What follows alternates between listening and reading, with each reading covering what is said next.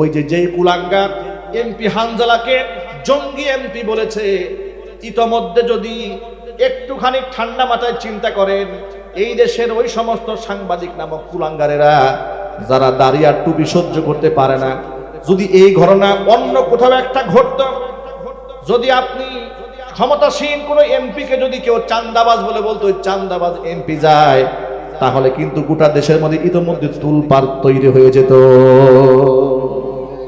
ঠিক কিনা? একটা মহিলা এমপি যাচ্ছে, যদি কেউ পিছন থেকে ডাক দেয় বলতো যে একটা মাল যায়, তাহলে সাংবাদিকদের মাথা নষ্ট হয়ে যেত। কথা ঠিক না ঠিক যদি বলেন? কিন্তু এমপি হানজালাকে জঙ্গি বলা হলো, এখনো পর্যন্ত উদ্ঘাটন করা হচ্ছে না কে তাকে জঙ্গি বলল। আমরা রাজশাহীর ময়দান থেকে, কোরআনের তাফসীর থেকে আমরা সরকারকে স্পষ্ট ভাষায় জানিয়ে দেই, এমপি হানজালা একজন আলেম, পাগড়ি পরা ইনসাফগার আলেম, এমনকি বাহাদুরপুরের সে একজন ঔরস জাত, গোটা বাংলাদেশের সমস্ত আলেম কুলদের মধ্যে অন্যতম একজন আলেম। তাকে যখন জঙ্গি বলা হয়েছে, কে বলেছে সেই তথ্য উদ্ঘাটন করে জাতির সামনে প্রকাশ করতে হবে। কথা ঠিক না বেরিয়ে চিৎকার দিয়ে বলেন।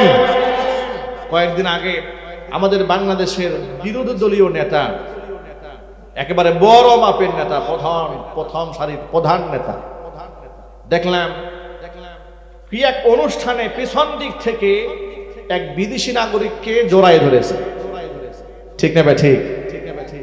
অমুসলিম ব্যক্তিকে জড়িয়ে ধরেছে। এই ব্যাপারে নানা ধরনের সমালোচনা ঝড় উঠল বাংলাদেশে। তিনি দেখলাম প্রতিবাদ করতে গিয়ে বললেন যে পিছন দিক থেকে জড়িয়ে আলিঙ্গন করা এটা হচ্ছে নবী করিম সাল্লাল্লাহু আলাইহি ওয়াসাল্লামের সুন্নাহ। নাউযুবিল্লাহি মিন যালিক। আমি অযৌক্তিক সমালোচনা করছি না। তিনি যদি বলতেন যে আমি একটু দুষ্টুমি করেছি, বাস এখানে শেষ হয়ে যায়। তিনি যদি বলতেন আমি একটু মজাক করেছি, আমার মেহমান এসছে তো একটু মজাক করেছি, এখানেই শেষ হয়। কিন্তু এটাকে সুন্নাহ হিসেবে করার দেওয়া, আবার সাহাবায়ে কেরামের আমলের সাথে মিলিয়ে দেওয়া, এটা কত ভয়ঙ্কর কথা। নবী করিম সাল্লাল্লাহু আলাইহি ওয়াসাল্লাম তার কোনো একজন সাহাবীকে, মুহাব্বতের সাহাবীকে পেছন দিক থেকে জড়িয়ে ধরে বলেছিলেন, এই গোলামটাকে কে কিনবে, কে কিনবে? সেই সুন্নাহ আল্লাহর নবী সাল্লাল্লাহু আলাইহি ওয়াসাল্লাম জড়িয়ে ধরেছেন তার একজন সাহাবীকে, যিনি জান্নাতি। আল্লাহু আকবার বলেন। আর আপনি জড়িয়ে ধরলে একটা কাফেরকে, যে ঈমান না আনলে মৃত্যুর আগে সে হবে জাহান্নামী। আপনি এই কাজটাকে সুন্নাহর সাথে মিলায়ে বললেন, হুজুরের রাসূলের হাদিসের সাথে মিলায়ে বললেন এটা সুন্নাহ। সব জায়গায় নিজের মতো করে ইসলামকে ব্যাখ্যা করা যাবে না। ইসলামকে ব্যাখ্যা করতে হবে ইসলামের মতো করে, কথা বলতে হবে, ঠিক কিনা? কুফফারদের সাথে এত মাখামাখি কিসের? কাফেরদের সাথে এত মাখামাখি কিসের? কোরআন যেখানে বলে দিয়েছে কাফেরদের সাথে বন্ধুত্ব হারাম, আর তোমরা সেখানে গলাগলি করবে আর রেফারেন্স দিবে রাসূলের হাদিসে। আল্লাহর নবী সাল্লাল্লাহু আলাইহি ওয়াসাল্লামের গোটা জিন্দেগিতে একটা নমুনা দেখাও যে কাফেরদেরকে পিছন দিক থেকে জড়ায় ধরেছে, হৃদয়ের সম্পর্ক রেখেছে, একটা নমুনা দেখাও। হ্যাঁ, অমুসলিমদেরকে নবী করিম সাল্লাল্লাহু আলাইহি ওয়াসাল্লাম ক্ষেত্র বিশেষ সম্মান করেছেন, ভদ্রতা, এটা কি ভদ্রতা দেখিয়েছেন, আন্তরিক সম্পর্ক রাখেন নাই কাফেরদের সাথে। আসসালামু আলাইকুম ওয়া রাহমাতুল্লাহি ওয়া বারাকাতুহু। অপারেটর ভাই হালকা রিভাব দিয়ে রাখেন, হালকা রিভাব দেন, হালকা করে। প্রিয় ভাইরা, আপনারা কেমন আছেন সবাই? আলহামদুলিল্লাহ। আপনাদের কি কোনো কারণে মন খারাপ?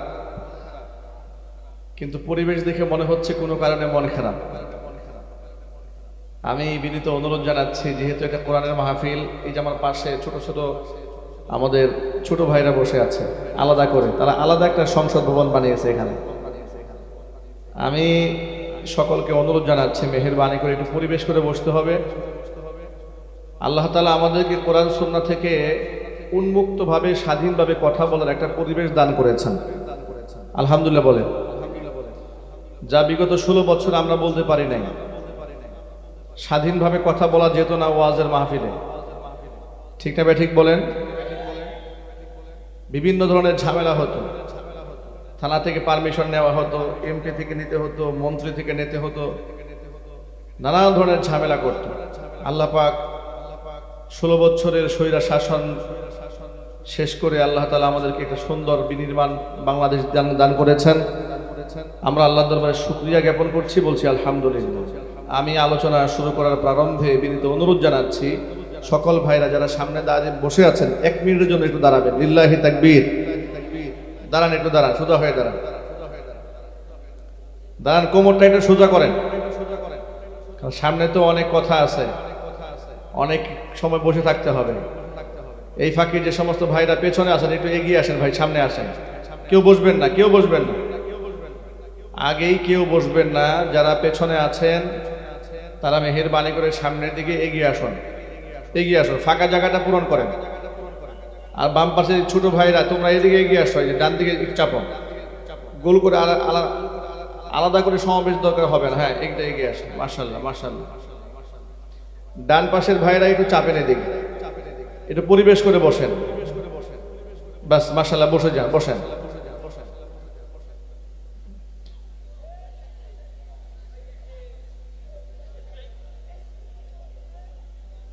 বাস, বসে যান।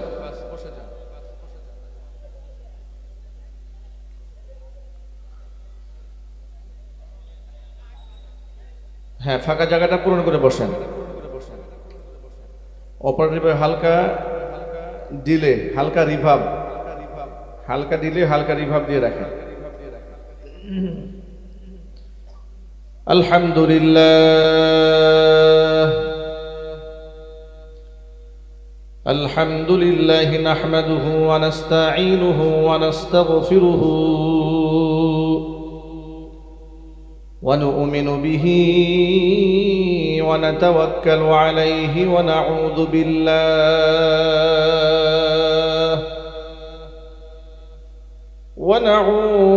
বিল্লাহি মিন শুরুরি আনফুসিনা ওয়া মিন সাইয়্যাতি আ'মালিনা। من يهده الله فلا مضل له ومن يضلله فلا هادي له ونشهد أن لا إله إلا الله وحده لا شريك له ونشهد أن سيدنا ونبينا وحبيبنا وشفيعنا ومولانا محمدا عبده ورسوله الذي أرسله بالحق بشيرا ونذيرا وداعيا إلى الله بإذنه وسراجا منيرا. أما بعد فأعوذ بالله من الشيطان الرجيم. بسم الله الرحمن الرحيم. لا يتخذ المؤمنون الكافرين أولياء من دون المؤمنين ومن يفعل ذلك فليس من الله في شيء إلا أن تتقوا منهم تقاه ويحذركم الله نفسه وإلى الله المصير.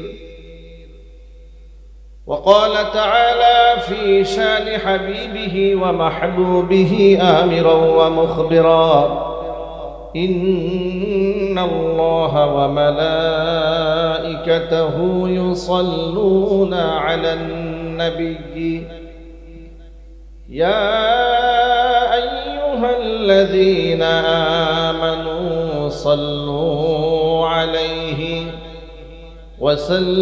وسلموا تسليما.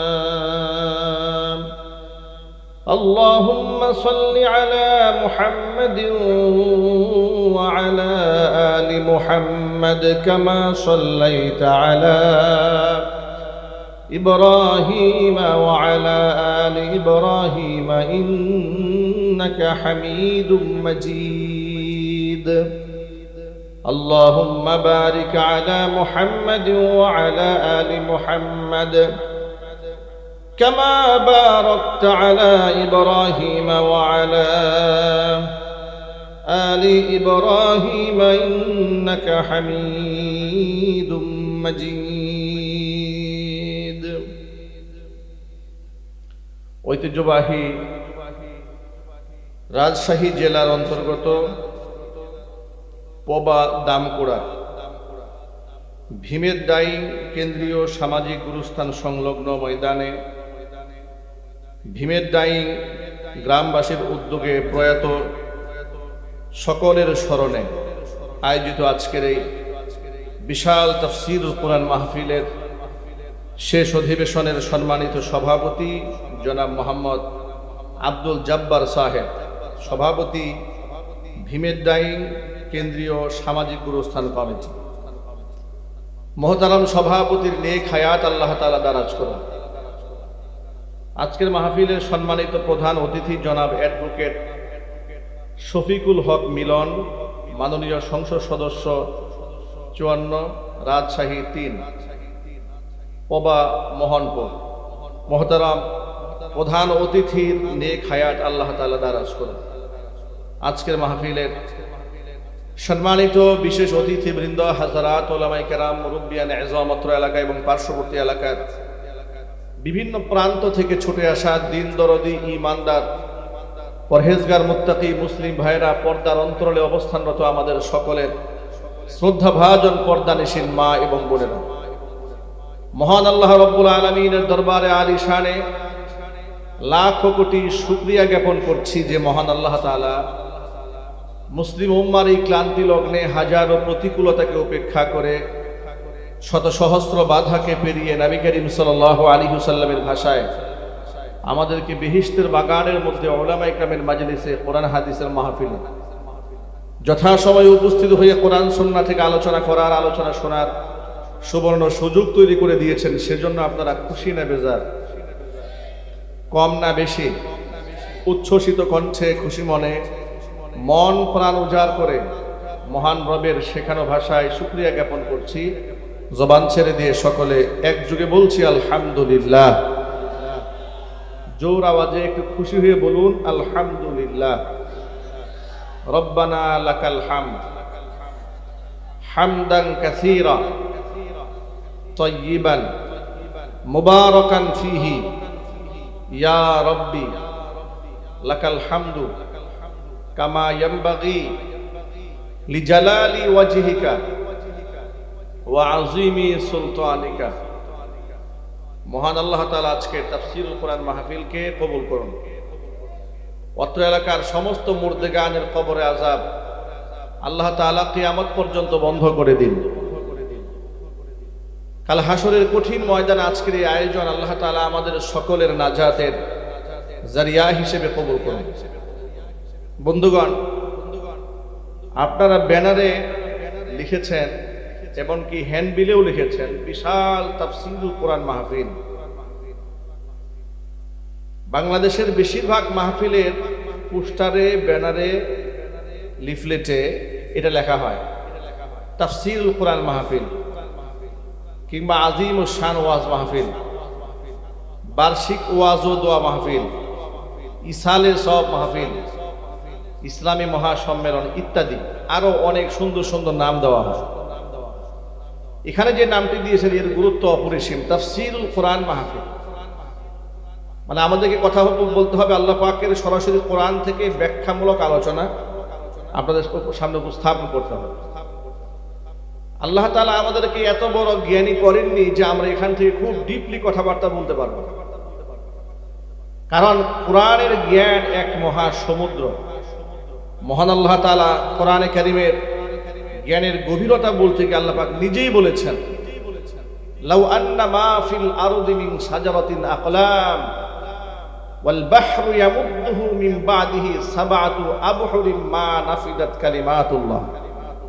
যদি আমার কালামের ব্যাখ্যা লেখার জন্য পৃথিবীতে যত সমুদ্র রয়েছে সমস্ত পানিগুলা যদি কালি হয়ে যায়, যত যত গাছ আছে সমস্ত গাছগুলো যদি কলম হয়ে যায়, গাছ নামক কলম দিয়ে পানি নামক কালি দিয়ে যদি আমার কালামের ব্যাখ্যা লেখা শুরু হয়, পৃথিবীর সমস্ত গাছ শেষ হবে, সমস্ত পানি শেষ হবে, এমনকি 7 সমুদ্রের পানি যদি সাহায্যের জন্য যুক্ত করা হয় সেগুলোও শেষ হয়ে যাবে, কিন্তু আমার কালামের ব্যাখ্যা লেখা শেষ হবে না। যদি বলেন সুবহানাল্লাহ। কত বড় জ্ঞান ভান্ডারে কোরআন মাজিদ। সেই কোরআন থেকে হাজার হাজার আয়াতের ভেতর থেকে আমি বর্তমান সময়কে কেন্দ্র করে ছোট্ট একটা আয়াতে কারিমা সূরা আলে ইমরান থেকে তেলাওয়াত করেছি, 28 নম্বর আয়াতে কারিমা। সেখান থেকে আমরা কথা বলবো, আমরা বলি ইনশাআল্লাহ। আলোচনা শুরু করার প্রারম্ভে আপনাদেরকে ছোট্ট একটা সায়েন্টিফিক কথা বলি। একজন বক্তা যদি হাজারো চেষ্টা করে অনেক দামি দামি কথা বলতে, আল্লাহর পক্ষ থেকে যদি ফয়সালা না হয়, বক্তার পক্ষে দামি কথা বলা সম্ভব নয়। এই কথা ঠিক নেবে ঠিক বলেন? আমাদের জীবনে এমন ঘটনা ঘটেছে, আমরা হাজার হাজার মানুষের সামনে, অনেক মানুষ এরকম 4-5টা প্যান্ডেলের সমান ভরপুর মানুষ মনে মনে ইচ্ছা করেছে আজকে অনেক গুরুত্বপূর্ণ কিছু কথা বলবো, যে কথাগুলো এতগুলো মানুষ শুনবে, হৃদয়ে আসর হবে, তারা ওই অনুযায়ী আমল করবে। দেখা গেল সেই মঞ্চে মুখ থেকে এত দামি কথা আল্লাহ পাক বের করেন নাই। পক্ষান্তরে একেবারে অজগরা গা, ঢুকার পরে মনটা খুব একটা ভালো লাগে নাই। আয়োজনটা খুব সিমসাম ছিল, এত ডেকোরেশন ছিল না, লাইটিং ছিল না, মাইকিং, এত আয়োজন নাই। মনে মনে ধারণা করেছি এখানে কি কথা বলবো, গ্রামের কিছু লোক বসে আছে, অল্প কিছু কথা বলেই চলে যাব। কিন্তু সেই মঞ্চে বসে এমন এমন কথা আল্লাহ পাক জবান থেকে বের করেছেন, পরবর্তীতে ইউটিউবে যখন স্ক্রিপ্টটা নিজেই শুনেছি, কখনো নিজের কানে বেজেছে কথাগুলো, মনে হয়েছে সুবহানাল্লাহ, এই দামি কথা তো লক্ষ মানুষের সামনে অনেক সময় বের হয় না। ঠিক নেবে ঠিক বল? আমি এখান থেকে 2টা বিষয়, আপনারা এখানে যারা বসেছেন এর মধ্যে অনেক ভাইরা আছেন স্কুলের টিচার, শিক্ষক। ছাত্র যখন ক্লাসে বসে, টিচারের মুখ থেকে তখন খুব সুন্দর উপদেশ এবং কথা বের হয় যখন ছাত্রদের গ্রহণ করার মতো আগ্রহ থাকে। ঠিক অনুরূপ ভাবে আরেকটু ব্যাখ্যা করে বলি, আমরা যখন মায়ের গর্ভ থেকে দুনিয়াতে এসেছি, আপনারা এসেছেন, আমরা সকলেই মায়ের গর্ভ থেকে এসেছি, মঙ্গল গ্রহ থেকে আমরা কেউ নাজিল হইনি। ঠিক না ভাই? ঠিক বলেন তো ভাই? মায়ের গর্ভ থেকে এসেছি। আল্লাহ পাক আমাদের মাদেরকে অনেক অনেক সম্মানিত করুন, জুড়ে বলেন আমিন। যারা দুনিয়া থেকে চলে গেছে, আল্লাহ পাক জান্নাতুল ফিরদাউসে সুউচ্চ মাকাম দান করুন। মায়ের গর্ভ থেকে আমরা আসার পরে অনেক মায়ের বুকে স্তনে দুধ আসে না, বাচ্চারা খুব চিৎকার করে দুনিয়াতে আসার পরে। আত্মীয় স্বজন, প্রতিবেশী, এমনকি মা অস্থির হয়ে যায় এই বাচ্চাকে 1 ফোঁটা দুধ তার মুখে দেওয়ার জন্য, কিন্তু মায়ের স্তন থেকে দুধ আসতেছে না। তখন আত্মীয় স্বজন বলে, এক কাজ করো, বাহির থেকে দুটো একটু ফিটার নিয়ে আসো আর একটু গুঁড়া দুধ নিয়ে আসো বাচ্চাদের জন্য, বাচ্চাদের দুধ কিনে নিয়ে আসো। ডাক্তাররা বলেন এত অস্থির হওয়ার কিছু নাই, বাচ্চাকে কানতে দেন, বাচ্চার কান্নার আওয়াজ মায়ের কান পর্যন্ত পৌঁছতে দেন। ডক্টররা বলে এই বাচ্চার কান্নার আওয়াজ মায়ের কানে যখন পৌঁছবে, তখন মায়ের ব্রেন থেকে হরমোন নির্গত হবে। মহান আল্লাহ রাব্বুল আলামিন সেই মেজাজে তার স্তন থেকে আল্লাহ পাক কুদরতি ফয়সালায় মায়ের বুক থেকে দুধের ফয়সালা করে দেন। আল্লাহু আকবার বলেন। গোটা পৃথিবীর বিজ্ঞান তো এটা স্বীকার করে নিয়েছে। এখান থেকে এই মেজাজটা গ্রহণ করেন। বক্তা ঢাকা থেকে দাওয়াত দিয়ে নিয়ে এসছেন, বক্তার বহু বয়ান ইউটিউবে, ফেসবুকে শুনেছেন, লক্ষ লক্ষ মানুষের সামনে বক্তারা কত কথা বলেন, কত সুন্দর সুন্দর নসিহা শুনেছেন।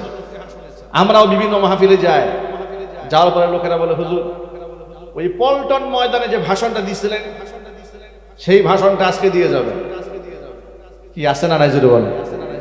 কিন্তু আপনারা বলেন সব জায়গার কি খুরাক একরকম হয় না? এরকম হয় না। একটা প্লেয়ারও যখন খেলতে যায়, গ্যালারিতে যখন দর্শক ভালো থাকে, খেলা খুব ভালো হয়। আওয়াজ না হলে খেলোয়াড় এমনি নিস্তেজ হয়ে যায়। আমি কয়েকটা এক্সাম্পল একসাথে আপনাদের সামনে উপস্থাপন করার আমার মূল উদ্দেশ্যটা কি? উদ্দেশ্য হচ্ছে আপনারা যারা অডিয়েন্স আমার সামনে বসে আছেন, নেওয়ার আগ্রহ যদি আপনাদের অন্তরে না থাকে, আমি ইচ্ছা করে অনেক দামি কথা বলতে পারবো না। প্রচন্ড আগ্রহ নিয়ে কথাগুলো শোনার চেষ্টা করতে হবে, আর মন থেকে আল্লাহর কাছে দোয়া করতে হবে। আল্লাহ পাক যেন আমাদের অন্তর থেকে, মেধা থেকে, জবান থেকে সেই কথাগুলো আপনাদের সামনে উপস্থাপন করেন, যে কথাটা আমার ব্যক্তিগত ফায়দা হবে, আপনাদের ফায়দা হবে, আমাদের মা বোনদের ফায়দা হবে, গোটা মুসলিম উম্মার ফায়দা হবে। আল্লাহ পাকের কাছে আমরা দোয়া করি, আল্লাহ যেন কবুল করেন। জোরে বলেন আমিন। যে অপারেটর ভাই, এই যে মাইকটা ইয়েটা স্ট্যান্ড ফ্যানটা একটু সরাই দেন এখান থেকে। এই ছোট ভাই একটু আগে এসে স্ট্যান্ড ফ্যানটা সরাই দেন। তোমাদেরকে দেখি না স্ট্যান্ড ফ্যানের কারণে, একটু সরাই দেন। এখন আমি আলোচনা শুরু করবো ইনশাআল্লাহ। বলেন ইনশাআল্লাহ। এখন আমার সাথে এই মাহফিলে আপনাদের সকলকে প্রেজেন্ট থাকতে হবে, হাজির থাকতে হবে। এখান থেকে অন্যদিকে যাওয়া যাবে না।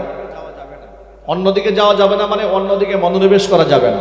আমরা কি মনোযোগ সহকারে আল্লাহর কোরআন থেকে কিছু কথা শুনতে চাই? কারা কারা শুনতে চান হাত দেখি তো ভাই ইনশাআল্লাহ। একটু খুশি হয়ে হাত তুলুন। লিল্লাহি তাকবীর। এই আওয়াজে কি দেশ স্বাধীন করা যাবে ভাই? জোর আওয়াজে বলুন লিল্লাহি তাকবীর।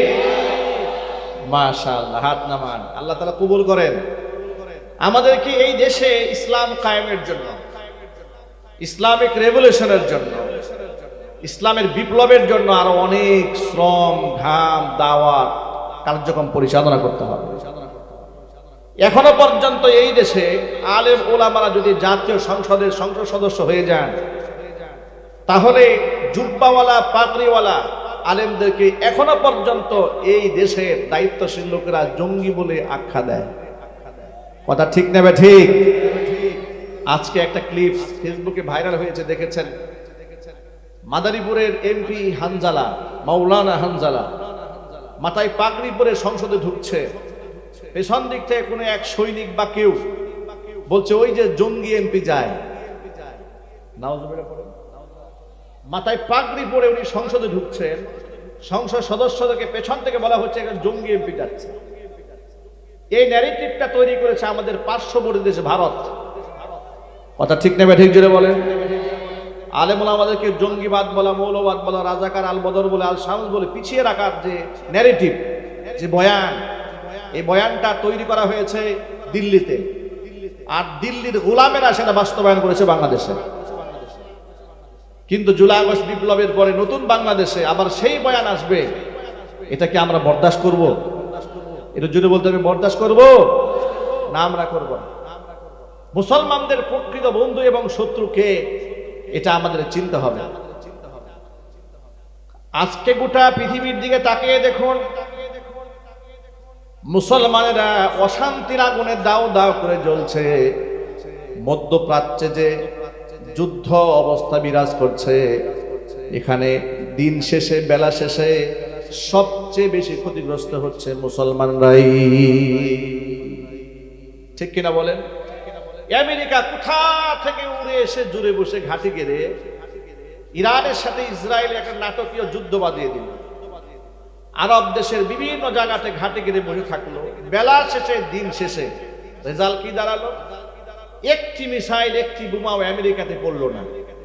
যত মিসাইল পড়লো আমিরাতে, পড়লো দুবাইয়ে, পড়লো বাহরাইনে, পড়েছে লেবাননে, পড়েছে কাতারে, পড়েছে ইরানে, পড়লো সৌদি আরবে, পড়লো জর্ডানে।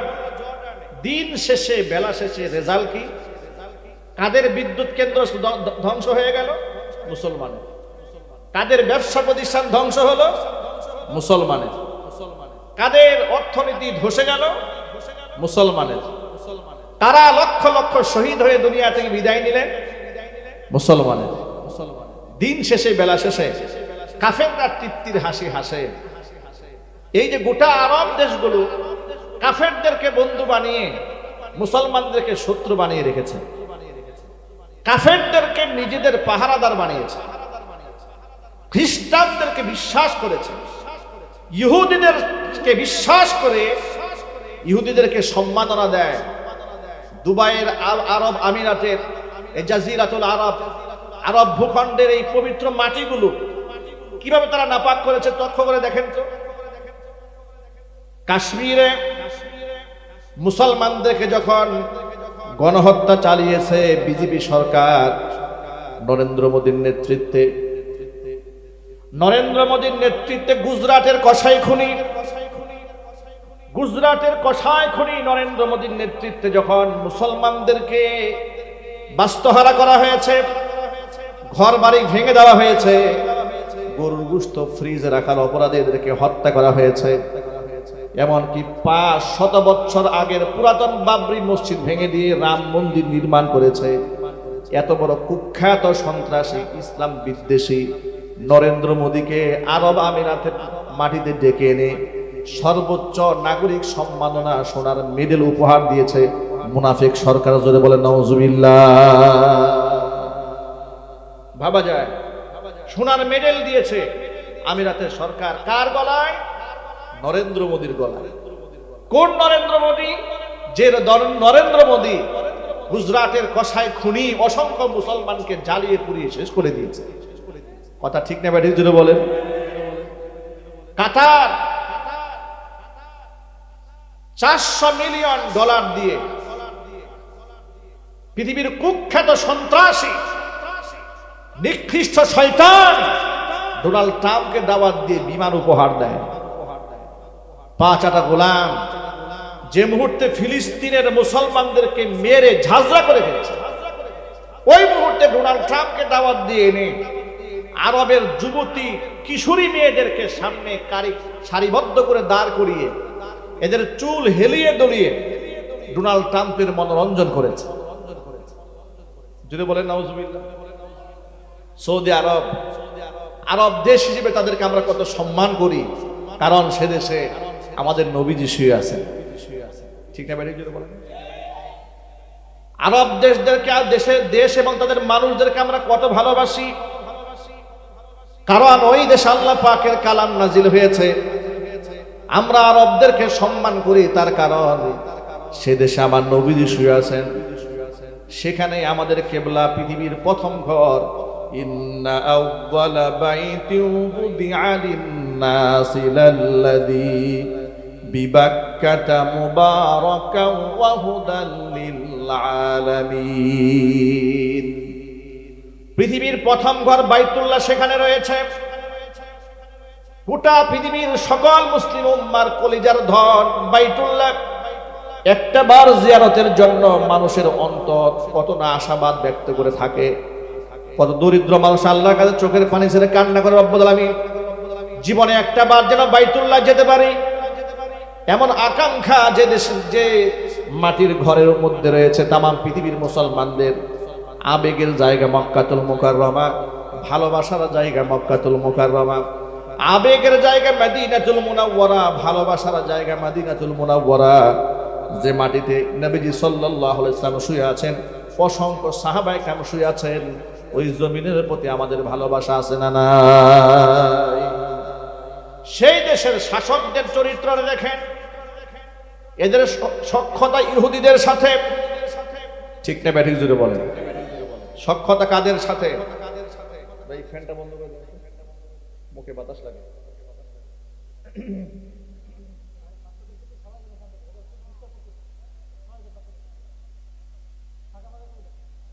উঠাই দেন, উঠাই দেন, বাচ্চাদের সরাই দেন এখান থেকে, ডিস্টার্ব করছে তো কথা বলা।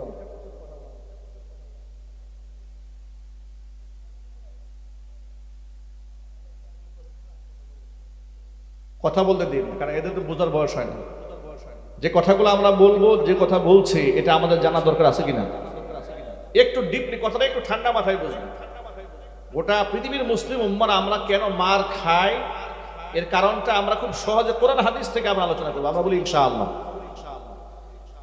যেই মক্কাতুল মুকাররমা মদিনাতুল মুনাওয়ারা আমরা এত ভালোবাসি সে দেশকে, কেন সে দেশে কোরআন নাজিল হয়েছে? সুবহানাল্লাহ পড়েন, আল্লাহু আকবার বলেন। মরু অঞ্চলের মানুষ যদিও তারা আমাদের দেশের প্রবাসীদেরকে মিসকিন বলে, ফকির বলে, অবহেলা করে, ঠিক না ভাই? বলে আমাদের কি বলে? সৌদি আরবের লোকেরা মিসকিন বলে। এরপরেও এদের প্রতি আমাদের কোনো রাগ নাই, ক্ষোভ নাই, বিদ্বেষ নাই। কেন? আমরা ভালোবাসি তাদেরকে, কারণ তারা ওই দেশের মানুষ যে দেশে আমাদের নবীজি শুয়ে আছে। সুবহানাল্লাহ পড়েন। আমাদের চোখের মণি, আমাদের হৃদয়ের খনি, আত্মাটা শুয়ে আছেন মদিনাতুল মুনাওয়ারায়। এই মহব্বতে আমরা গোটা কত সম্মান করি। আরব দেশের মাটিতে যে সম্পদ রয়েছে, এই সম্পদ শুধু আরব দেশের নয়, এটা গোটা মুসলিম উম্মার সম্পদ। কিনতে লক্ষ্য করে তাকায় দেখেন, সে আরব দেশকে পাহারা দেয় কারা? খ্রিস্টানেরা পাহারা দেয়। লক্ষ লক্ষ আমেরিকার খ্রিস্টান সৈন্যদেরকে সৌদি আরবের মাটিতে এনে আরবের শায়েখরা, আরবের বড় বড় শাসকরা তাদেরকে পাহারাদার বানিয়েছে। মুসলমানদের শত্রু বানিয়ে কাফেরদেরকে তারা বন্ধু বানিয়ে নিয়েছে। ঠিক কিনা বলেন? তারা বলেছে, কি বলেছে? যে আরব দেশগুলোকে আমি নিরাপত্তা দেব, আমাকে বিশ্বাস করো। আরবের শাসকরা বিশ্বাস করেছে আমেরিকাকে। এখন আপনারা বলেন, আমেরিকা কি আরবদেরকে রক্ষা করবে? আরব দেশগুলোকে রক্ষা করবে না। আরব দেশে যে সৈন্যগুলো পাঠিয়ে রেখেছে আমেরিকা, এক একটা সৈন্যের বেতন কত? পাহারাদারির নামে 1 লক্ষ রিয়াল বেতন গ্রহণ করছে। 1 লক্ষ রিয়াল, এর মানে হচ্ছে এক একটা সৈন্যের বেতন বাংলা টাকার 32 থেকে 33 লক্ষ টাকা। এরপরে তার থাকা, খাওয়া, তার চিকিৎসা সব সরকার বহন করছে। অথচ কোরআন বলেছে, লা তাত্তাখিযু বিতানাতান লা তাত্তাখিযু আদুব্বি ওয়া আদুব্বাকুম আউলিয়া। তোমরা আমার দুশমন এবং তোমাদের দুশমনদেরকে তোমরা কখনো বন্ধুরূপে গ্রহণ করো না। আল্লাহু আকবার বলেন।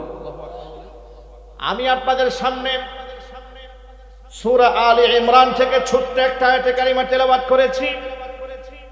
আলে ইমরানের 28 নম্বর আয়াতে আল্লাহ পাক জানিয়ে দিয়েছেন, মুসলমানদের বন্ধু হবে কাদের সাথে আর শত্রুতা হবে কাদের সাথে, সেই ফয়সালা আল্লাহ পাকের 1500 বছর আগের করা। অথচ সেই আয়াতগুলা ভুলে গিয়ে মুসলমানেরা কাফেরদেরকে বন্ধু বানিয়ে নিয়েছে আর মুসলমানদেরকে একে অপরের শত্রু বানিয়ে রেখেছে। এই যে কয়েকদিন আগে দেখেছে, পাকিস্তান বোমা মেরে উড়িয়ে দিচ্ছে আফগানিস্তানের হসপিটাল। ঠিক না ঠিক বলেন? আবার আফগানে সেখান থেকে মুজাহিদ বাহিনী তালেবানরা বোমা মেরে পাকিস্তানের সৈন্যদেরকে উড়াই দিচ্ছে। আহারে, মুসলমানদের এই কামরা কামড়ি, মুসলমানদের এই অন্তর্দ্বন্দ্ব কলহ আমরা আর কত দেখব? ঠিক না ঠিক জুড়ে বলেন? মুসলমানরা একে অপরের সাথে রক্তক্ষয়ী সংঘর্ষে জড়ায় যাচ্ছে। এবার দেখেন কোরআন কি বলে। কোরআন মাজিদ আল্লাহ পাক বলছেন, লা ইয়াত্তাখিদিল মুমিনুনাল কাফিরিনা আউলিয়া মিন দুনিল মুমিনিন। অবশ্যই মুমিনরা যেন ইমানদারদেরকে বাদ দিয়া কাফেরদেরকে অন্তরঙ্গ বন্ধু না বানায়। কাফেরদেরকে বন্ধু বানানো হারাম। একটু জোরে আওয়াজে বলতে হবে, হালাল না হারাম? এটা পৃথিবীর কোন মুফতি হারাম করেছে নাকি স্বয়ং আল্লাহ হারাম করেছেন? কোরআন মাজিদে সূরা আলে ইমরানের 28 নম্বর আয়াতে আল্লাহ পাক যা স্পষ্ট জানিয়ে দিলেন, কাফেরদের সাথে আপনার কোনো মাখামাখি চলবে না, বন্ধুত্ব চলবে না, এত মেলামেশা কাফেরদের সাথে হবে না, হৃদ্যতাপূর্ণ সম্পর্ক কাফেরদের সাথে হবে না।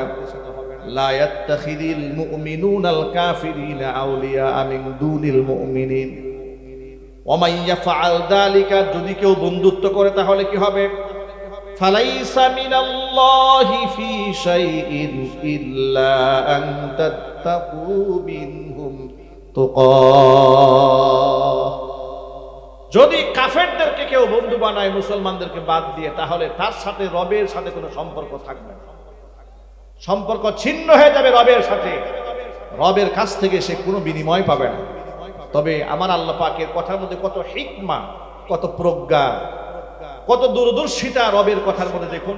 ইল্লা আন তাত্তাকু মিনহুম তুকা।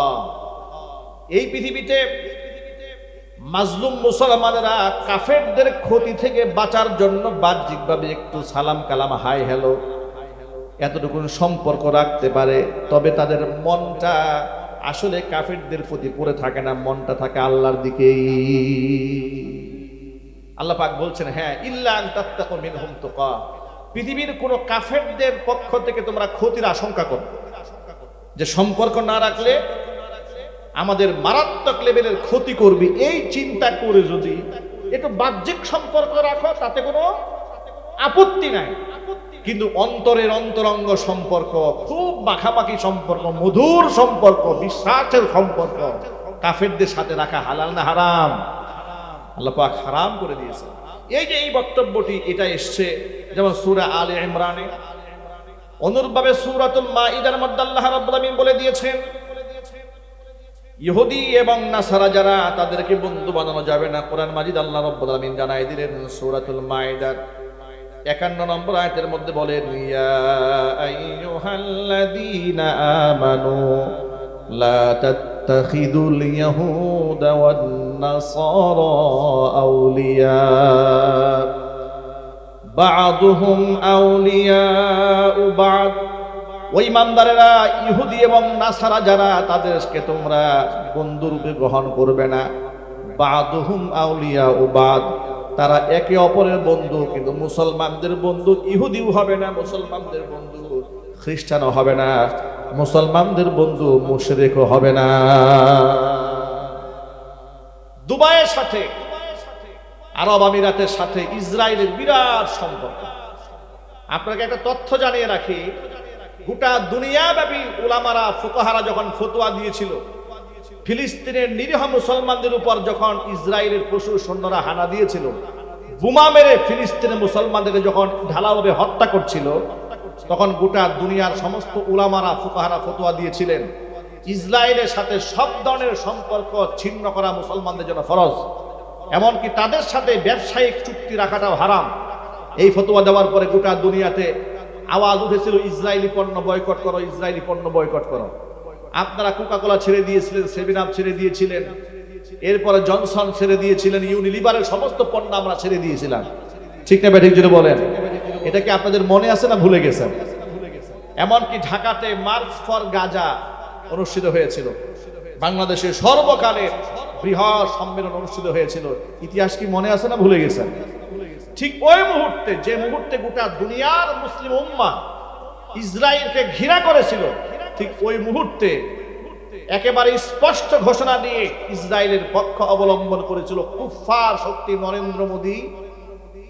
সে যেমন স্পষ্ট ইসরায়েলের পক্ষ অবলম্বন করেছিল, সাথে সাথে আরব আমিরাতের মুনাফিক শাসকরা ওই মুহূর্তে ইসরায়েলকে সমর্থন দিয়েছিল। নাউজুবিল্লাহ বলেন, মার আমরা কেন খাবো না?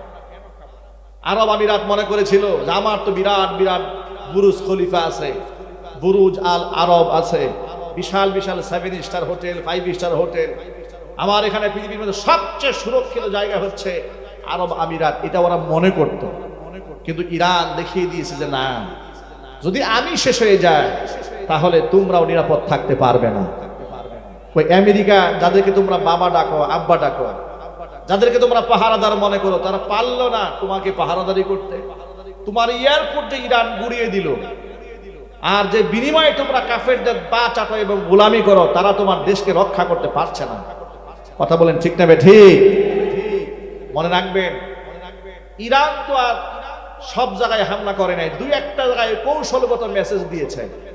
ইদানিং শুনতে পাচ্ছি হরমুজ প্রণালীতে আমেরিকার নিয়ন্ত্রণ না থাকার কারণে তারা পারমাণবিক বোমা নাকি হামলা করবে ইরানে। ইরান বলে দিয়েছে যদি তোমরা এই ধরনের পথে আগাও তাহলে পাল্টা জবাব নেওয়ার জন্য তোমরা প্রস্তুত থাকো। এবং এটাও বলে দিয়েছে যদি সৈন্য পাঠিয়ে ইরানের সামান্যতম একটা জমিন দখল করার চেষ্টা করা হয়, যে আরব আমিরাতে তোমরা ঘাঁটি দিয়ে রেখেছ, সেই আরব আমিরাতের তোমাদের সেই বিলাসবহুল জীবন সহ, তোমাদের স্থাপনা সহ আমরা মাটির সাথে গুড়াই দেব। আর এই সক্ষমতা ইতিমধ্যে ইরান অর্জন করেছে, পৃথিবীর পরা শক্তিকে নাকানি চুবানি খাইয়ে দিয়েছে। ইরান মধ্যপ্রাচ্যের শাসকদের সহযোগিতা চাচ্ছিল, মধ্যপ্রাচ্যের শাসকরা তাকে সহযোগিতা করছে না। খোদার কসম করে বলি, কোরআন হাতে নিয়ে বলি, ঠিক এই মুহূর্তে আমেরিকা যে পজিশনে দাঁড়িয়ে আছে, মধ্যপ্রাচ্যের শাসকগুলা যদি মুনাফিকের ঘুমটাটা সরাইয়া একটু আল্লাহকে ভয় করে এক হতে পারে, ইরানের হাতে হাত মিলাতে পারে, পৃথিবীর কিয়ামত পর্যন্ত কাফের বেঈমান মুসলমানদের দিকে তাকারও সাহস পাবে না। কিন্তু এই কথাটা কে বুঝাবে কাফের বেঈমানদেরকে? এই মুনাফিকদেরকে কে বুঝাবে? মুনাফিকদের তো ক্ষমতা দরকার, ওদের জীবনের এত মায়া, ওরা সোনার টয়লেটে পায়খানা করে, এই বিলাসিতা ওরা ছাড়বে কি করে? কথা ঠিক নেবে ঠিক? প্রিয় যুবকেরা, প্রিয় মুসলিম উম্মাহ, এই কথাগুলো আপনাদেরকে বোঝানোর উদ্দেশ্যটা কি? আপনাদেরকে বোঝানোর উদ্দেশ্যটা হলো তাম পৃথিবীর সমস্ত মুসলমানদের ঐক্যবদ্ধ অবস্থান কতটা শক্তিশালী হওয়া দরকার। বাংলাদেশের দিকে তাকান, বাংলাদেশের রাজনৈতিক দলের নেতা কর্মীরা আছে, তারা দেখবেন ক্ষমতার মস্তল পাওয়ার জন্য কিংবা যাওয়ার জন্য কিংবা টিকে থাকার জন্য মুসলমানদেরকে বাদ দিয়ে কাফেরদের সাথে বন্ধুত্ব করে। নির্বাচনের আগে কে যাবে আমেরিকান এম্বাসিতে, কে যাবে ভারতের এম্বাসিতে, পাগলামো শুরু হয়ে যায়। প্রথম সারির রাজনীতিবিদদের মধ্যে এই ফিতনা বাংলাদেশে আছে না নাই? আফসোস এবং পরিতাপের বিষয়, বিগত স্বৈরাচারী খুনি হাসিনা এবং তার সরকারের কাছ থেকে এই দেশের রাজনীতিবিদরা এখনো পর্যন্ত শিক্ষা গ্রহণ করে নাই। হাসিনা তো এই মূলনীতি অবলম্বন করেছিল, নরেন্দ্র মোদীকে খুশি করার জন্য এই দেশের হাজার হাজার আলেমের নামে মিথ্যা মামলা দিয়েছিল, জেল খাটিয়েছে, জরিমানা করিয়েছে, অসংখ্য আলেম আমাদেরকে বাড়িঘর ছাড়া করেছে, এমনকি অনেক মসজিদ থেকে খতিব সাহেবদেরকে তাড়িয়ে দিয়েছে, এমনকি মাহফিল মঞ্চে এসে তাদের কুলাঙ্গার পুলিশদেরকে দিয়ে বক্তার সামনে থেকে মাইক কেড়ে নিয়েছে। একদিন আগে এসে প্যান্ডেলগুলো ভেঙে দিয়েছে। এই কাজ খুনি হাসিনা করে নাই? একটু জোর আওয়াজ দিয়ে ইমাম দীপ্ত কণ্ঠে বলুন, করে নাই? কেন করেছে? নরেন্দ্র মোদীকে খুশি করার জন্য। 2021 সালে নরেন্দ্র মোদীকে বাংলাদেশে সংবর্ধনা দেওয়া হবে, আলেমরা বরদাস্ত করে নাই। কারণ এই কসাই খুনি তো সেই খুনি যার হাতে অসংখ্য মুসলমানদের রক্ত লেগে আছে। আলেমরা আন্দোলন করেছিলেন, শুধুমাত্র 21 সালে 2600 আলেমের নামে মিথ্যা মামলা দিয়েছে। 21 সালে আমাকে আমার মসজিদ থেকে তাড়িয়ে দিয়েছিল পুলিশ প্রশাসন দিয়ে। আমি যে ঈদগাহে প্রায় 1.5 যুগের কাছাকাছি সময় ধরে ঈদের খুতবা দেই, ঈদের নামাজ পড়াই, আমাকে 21 সালে সেই ঈদগাহে ঢুকতে দেয়নি, পুলিশ প্রশাসন দিয়ে আটকে দিয়েছে। যে বাড়িতে ভাড়া থেকেছি সে বাড়িতে পর্যন্ত থাকতে দেয়নি। যে মসজিদে খুতবা দিয়েছি মসজিদে জুমার খুতবা দেওয়ার মতো সুযোগ দেয়নি। বিভিন্ন মাহফিলের মধ্যে নিষেধাজ্ঞা জারি করেছে, পোস্টার হয়েছে, প্যান্ডেল ভেঙে দিয়েছে। এইরকম নির্যাতন ওরা আলেমদের উপর করেছিল। বিনিময়ে সম্মানিত হয়েছে না অসম্মানিত হয়েছে? এই অপারেটর আওয়াজ তো কমে গেল। ভাইরা আমার, অবস্থা এমন হয়েছিল, আলেমদেরকে লোহার করা ডান্ডা বেরি পরিয়ে পরিয়ে আদালতে হাজির করা হতো। নিরীহ আলেম ওলামা মসজিদ থেকে আনা হয়েছে, মাদ্রাসা থেকে আনা হয়েছে, ওয়াজ মাহফিল থেকে ধরে নিয়ে গেছে। কিন্তু হাজিরা যখন দেওয়া হতো, যখন উপস্থিত করতো কোর্টে, এরপরে মাথার মধ্যে হেলমেট, গায়ের মধ্যে বুলেট প্রুফ জ্যাকেট, 2 পায়ে ডান্ডা বেরি, 2 হাত পেছন থেকে বাঁধা, এর মধ্যে আবার গরুর রশি লাগানো। চিন্তা করেন দৃশ্যগুলো কত ভয়ঙ্কর হয়েছে। এইভাবে আলেম আমাদেরকে আদালতে তোলা হতো। কথা ঠিক নেবে ঠিক যদি বলেন? আচ্ছা, এগুলা করে কাফেরদের সাথে বন্ধুত্ব তৈরি করতে চেয়েছে, অথচ আল্লাহ তাআলা কাফেরদের সাথে বন্ধুত্ব হারাম করে দিয়েছে। মহান আল্লাহ তাআলা বলেন, খবরদার, লা তাত্তাখিযু আদুওয়ি ওয়া আদুওয়াকুম আউলিয়া, তোমরা অবশ্যই কাফির বেঈমানদেরকে, যারা আমার দুশমন, তোমাদের দুশমন, তাদেরকে বন্ধু বানাবে না, অন্তরঙ্গ সম্পর্ক তাদের সাথে রাখতে পারবে না। অথচ এই পৃথিবীতে আমরা দেখতে পেয়েছি মুসলমানগুলা মুসলমানদেরকে শত্রু বানিয়ে কাফেরদেরকে বন্ধু বানাতে চেষ্টা করেছে, লাঞ্ছিত অপমানিত হয়ে দেশ থেকে বিতাড়িত হয়েছে।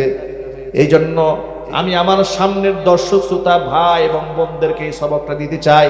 কথার আওয়াজ রেকর্ড হচ্ছে, এই দেশের শাসক যারা, রাষ্ট্র পরিচালক যারা হয়েছে, তাদের কান পর্যন্ত আওয়াজ পৌঁছে যাবে। কাফেরদের সাথে বন্ধুত্ব নয়, বন্ধুত্ব হতে হবে আল্লাহর সাথে, রসুলের সাথে, কোরআনের সাথে, ইসলামের সাথে। অতএব ওই যেই কুলাঙ্গার এমপি হানজালাকে জঙ্গি এমপি বলেছে, ইতোমধ্যে যদি একটুখানি ঠান্ডা মাথায় চিন্তা করেন, এই দেশের ওই সমস্ত সাংবাদিক নামক কুলাঙ্গারেরা যারা দাড়ি আর টুপি সহ্য করতে পারে না, যদি এই ঘটনা অন্য কোথাও একটা ঘটত, যদি আপনি ক্ষমতাসীন কোনো এমপিকে যদি কেউ চান্দাবাজ বলে বলতো ওই চান্দাবাজ এমপি যায়, তাহলে কিন্তু গোটা দেশের মধ্যে ইতোমধ্যে তুলপার তৈরি হয়ে যেত, ঠিক কিনা? একটা মহিলা এমপি যাচ্ছে, যদি কেউ পিছন থেকে ডাক দিয়ে বলতো যে একটা মাল যায়, তাহলে সাংবাদিকদের মাথা নষ্ট হয়ে যেত। কথা ঠিক না ঠিক যদি বলেন? কিন্তু এমপি হানজালাকে জঙ্গি বলা হলো, এখনো পর্যন্ত উদ্ঘাটন করা হচ্ছে না কে তাকে জঙ্গি বলল। আমরা রাজশাহীর ময়দান থেকে, কোরআনের তাফসীর থেকে আমরা সরকারকে স্পষ্ট ভাষায় জানিয়ে দেই, এমপি হানজালা একজন আলেম, পাগড়ি পরা ইনসাফগার আলেম, এমনকি বাহাদুরপুরের সে একজন ঔরস জাত, গোটা বাংলাদেশের সমস্ত আলেম কুলদের মধ্যে অন্যতম একজন আলেম। তাকে যখন জঙ্গি বলা হয়েছে, কে বলেছে সেই তথ্য উদ্ঘাটন করে জাতির সামনে প্রকাশ করতে হবে। কথা ঠিক না বেরিয়ে চিৎকার দিয়ে বলেন। এই জঙ্গিবাদের নাটক, জঙ্গি খেলা শুরু করেছিল খুনি হাসিনা। এই ঘটনা প্রমাণ করে খুনি হাসিনা পালিয়ে গেলে ওদের নাতিপুতিরা এখনো দেশে আছে। কিন্তু তাদেরকে আমরা মেসেজ দিতে চাই, আলেম ওলামাদেরকে জঙ্গি বলে তোমরা এই দেশের মাটিতে আর কোনোদিন রাজনীতি করতে পারবে না। কথা বলতে হবে, ঠিক না ঠিক জোরে বলেন। আলেম ওলামাদেরকে আপনারা কেন এই ধরনের ভাষায় কথা বলবেন? আলেমদেরকে বন্ধু বানান, আলেমরা নবীগণের ওয়ারিস। আল্লাহর হাবিব রাহমাতুল লিল আলামিন বলেছেন, ইন্নামাল উলামাউ ওয়ারাসাতুল আম্বিয়া ওয়া ইন্নাল আম্বিয়া লাম ইউওয়ারিসু দিনারা ওয়ালা দিরহামা বাল ওয়ারাসুল ইলমা। নবী করিম সাল্লাল্লাহু আলাইহি সাল্লাম বলেছেন, তামাম দুনিয়ার সমস্ত আলেমরা হচ্ছেন নবীগণের ওয়ারিস। নবীগণ টাকা পয়সা ধন সম্পদ রেখে যান নাই, নবীগণ আসমানের ইলম রেখে গিয়েছেন, আর ইলমের উত্তরাধিকারী হয়েছেন উলামায়ে কেরাম। জোরে বলেন সুবহানাল্লাহ। কিয়ামতের ময়দানে তিন শ্রেণী আল্লাহর দরবারে সুপারিশ করবেন। ইয়াশফাউ ইয়াউমাল কিয়ামাতি সালাসাতুন। এক নাম্বার আল আম্বিয়া, নবীগণ আল্লাহর দরবারে সুপারিশ করবেন। দুই নাম্বার সুম্মাল উলামা, আলেমরা সুপারিশ করবেন। তিন নাম্বার সুম্মাশ শুহাদা, শহীদরা আল্লাহর দরবারে মানুষের জন্য সুপারিশ করবে। সুতরাং আলেম ওলামাদের সাথে বৈরিতা নয়, শত্রুতা নয়, জঙ্গিবাদ বলে আলেমদেরকে দমানো নয়, বরং জাতীয় সংসদে যতগুলো আলেম গিয়েছে, আগামীর সংসদে আলেমদের সংখ্যা আরো বাড়িয়ে দেয়, এই জন্য প্রচেষ্টা চালাতে হবে। ঠিক কিনা বলেন? এদেশে ইনসাফ কায়েম হবে। আলেম ওলামাদের প্রতি আপনাদের বিশ্বাস, আস্থা, ভালোবাসা আছে না নাই? আরো জোরে বলুন। আছে, তার বাস্তব প্রমাণ তো আপনারাই। এখানে কোনো বিরিয়ানি, তেহারি, খিচুড়ির আয়োজন নাই। শুধুমাত্র আলেমদের কথা শোনার জন্য আপনারা ঘন্টার পর ঘন্টা, আমাদের জেনজি, আমাদের ইয়াং জেনারেশন, যারা এতক্ষণ তো ফেসবুক নিয়ে পড়ে থাকার কথা ছিল, তারা আজকে কোরআনের মঞ্চে এসে হাজির হয়েছে। মারহাবা বলেন। ইনশাল্লাহ এই যুবকদের হাতেই এদেশে কালিমার পতাকা উঠবে ইনশাল্লাহ। একটু সাহস নিয়ে বলেন না ইনশাল্লাহ। না কোনো ভয় আছে আপনাদের? ভয়ের কোনো কারণ নাই। সাহায্যকারী কে? আল্লাহ পাক হোসেন সাহায্যকারী। প্রিয় যুবক ভাইয়েরা আমার, কাফেররা যে আমাদের শত্রু, মুশরিকরা যে মুসলমানদের শত্রু, এটা আপনাদেরকে আর কি দিয়ে বোঝাবো? কোরআন শরীফের আরেকটা আয়াত শুনেন। আল্লাহ পাক বলেন, লাতাজিদান্না আশাদ্দান নাসি আদাওয়াতাল লিল্লাযীনা আমানুল ইয়াহুদা ওয়াল্লাযীনা আশরাকু। নবীজি, এই দুনিয়াতে ইমানদারদের জন্য সবচেয়ে ভয়ঙ্করতম দুশমন দুইটা জাতি আছে। একটা জাতির নাম হচ্ছে ইহুদি জাতি, আর একটা জাতির নাম হচ্ছে মুশরিক জাতি। ইহুদিরা কোনদিন মুসলমানদের আপন হবে না, মুশরিকরা কোনদিন মুসলমানদের আপন হবে না। আপনি যত আপন মনে করার ভান করেন না কেন, ওরা কোনদিন দিল থেকে আপনাকে গ্রহণ করবে না। কয়েকদিন আগে আমাদের বাংলাদেশের বিরোধী দলীয় নেতা, একেবারে বড় মাপের নেতা, প্রথম সারির প্রধান নেতা, দেখলাম কি এক অনুষ্ঠানে পিছন দিক থেকে এক বিদেশি নাগরিককে জড়ায় ধরেছে। ঠিক না ভাই? ঠিক। অমুসলিম ব্যক্তিকে জড়িয়ে ধরেছে। এই ব্যাপারে নানা ধরনের সমালোচনা ঝড় উঠলো বাংলাদেশে। তিনি দেখলাম প্রতিবাদ করতে গিয়ে বললেন, যে পিছন দিক থেকে জড়িয়ে আলিঙ্গন করা এটা হচ্ছে নবী করিম সাল্লাল্লাহু আলাইহি ওয়াসাল্লামের সুন্নাহ। নাউযুবিল্লাহি মিন যালিক। আমি অযৌক্তিক সমালোচনা করছি না। তিনি যদি বলতেন যে আমি একটু দুষ্টুমি করেছি, বাস এখানে শেষ হয়ে যায়। তিনি যদি বলতেন আমি একটু মজাক করেছি, আমার মেহমান এসছে তো একটু মজাক করেছি, এখানেই শেষ হয়। কিন্তু এটাকে সুন্নাহ হিসেবে করার দেওয়া, আবার সাহাবায়ে কেরামের আমলের সাথে মিলিয়ে দেওয়া, এটা কত ভয়ঙ্কর কথা। নবী করিম সাল্লাল্লাহু আলাইহি ওয়াসাল্লাম তার কোনো একজন সাহাবীকে, মুহাব্বতের সাহাবীকে পেছন দিক থেকে জড়িয়ে ধরে বলেছিলেন, এই গোলামটাকে কে কিনবে, কে কিনবে? সেই সুন্নাহ আল্লাহর নবী সাল্লাল্লাহু আলাইহি ওয়াসাল্লাম জড়িয়ে ধরেছেন তার একজন সাহাবীকে, যিনি জান্নাতি। আল্লাহু আকবার বলেন। আর আপনি জড়িয়ে ধরলে একটা কাফেরকে, যে ঈমান না আনলে মৃত্যুর আগে সে হবে জাহান্নাম। আপনি এই কাজটাকে সুন্নাহর সাথে মিলায়ে বললেন, হুজুরের রাসূলের হাদিসের সাথে মিলায়ে বললেন এটা সুন্নাহ। সব জায়গায় নিজের মতো করে ইসলামকে ব্যাখ্যা করা যাবে না। ইসলামকে ব্যাখ্যা করতে হবে, ইসলামের মতো করে কথা বলতে হবে, ঠিক কিনা? কুফফারদের সাথে এত মাখামাখি কিসের? কাফেরদের সাথে এত মাখামাখি কিসের?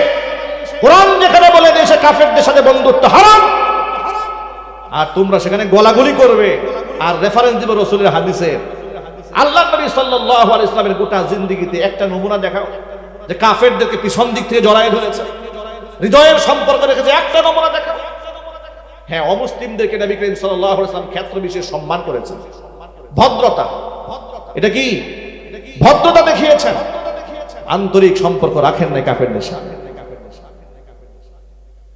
নবী করিম সাল্লাল্লাহু আলাইহি ওয়াসাল্লাম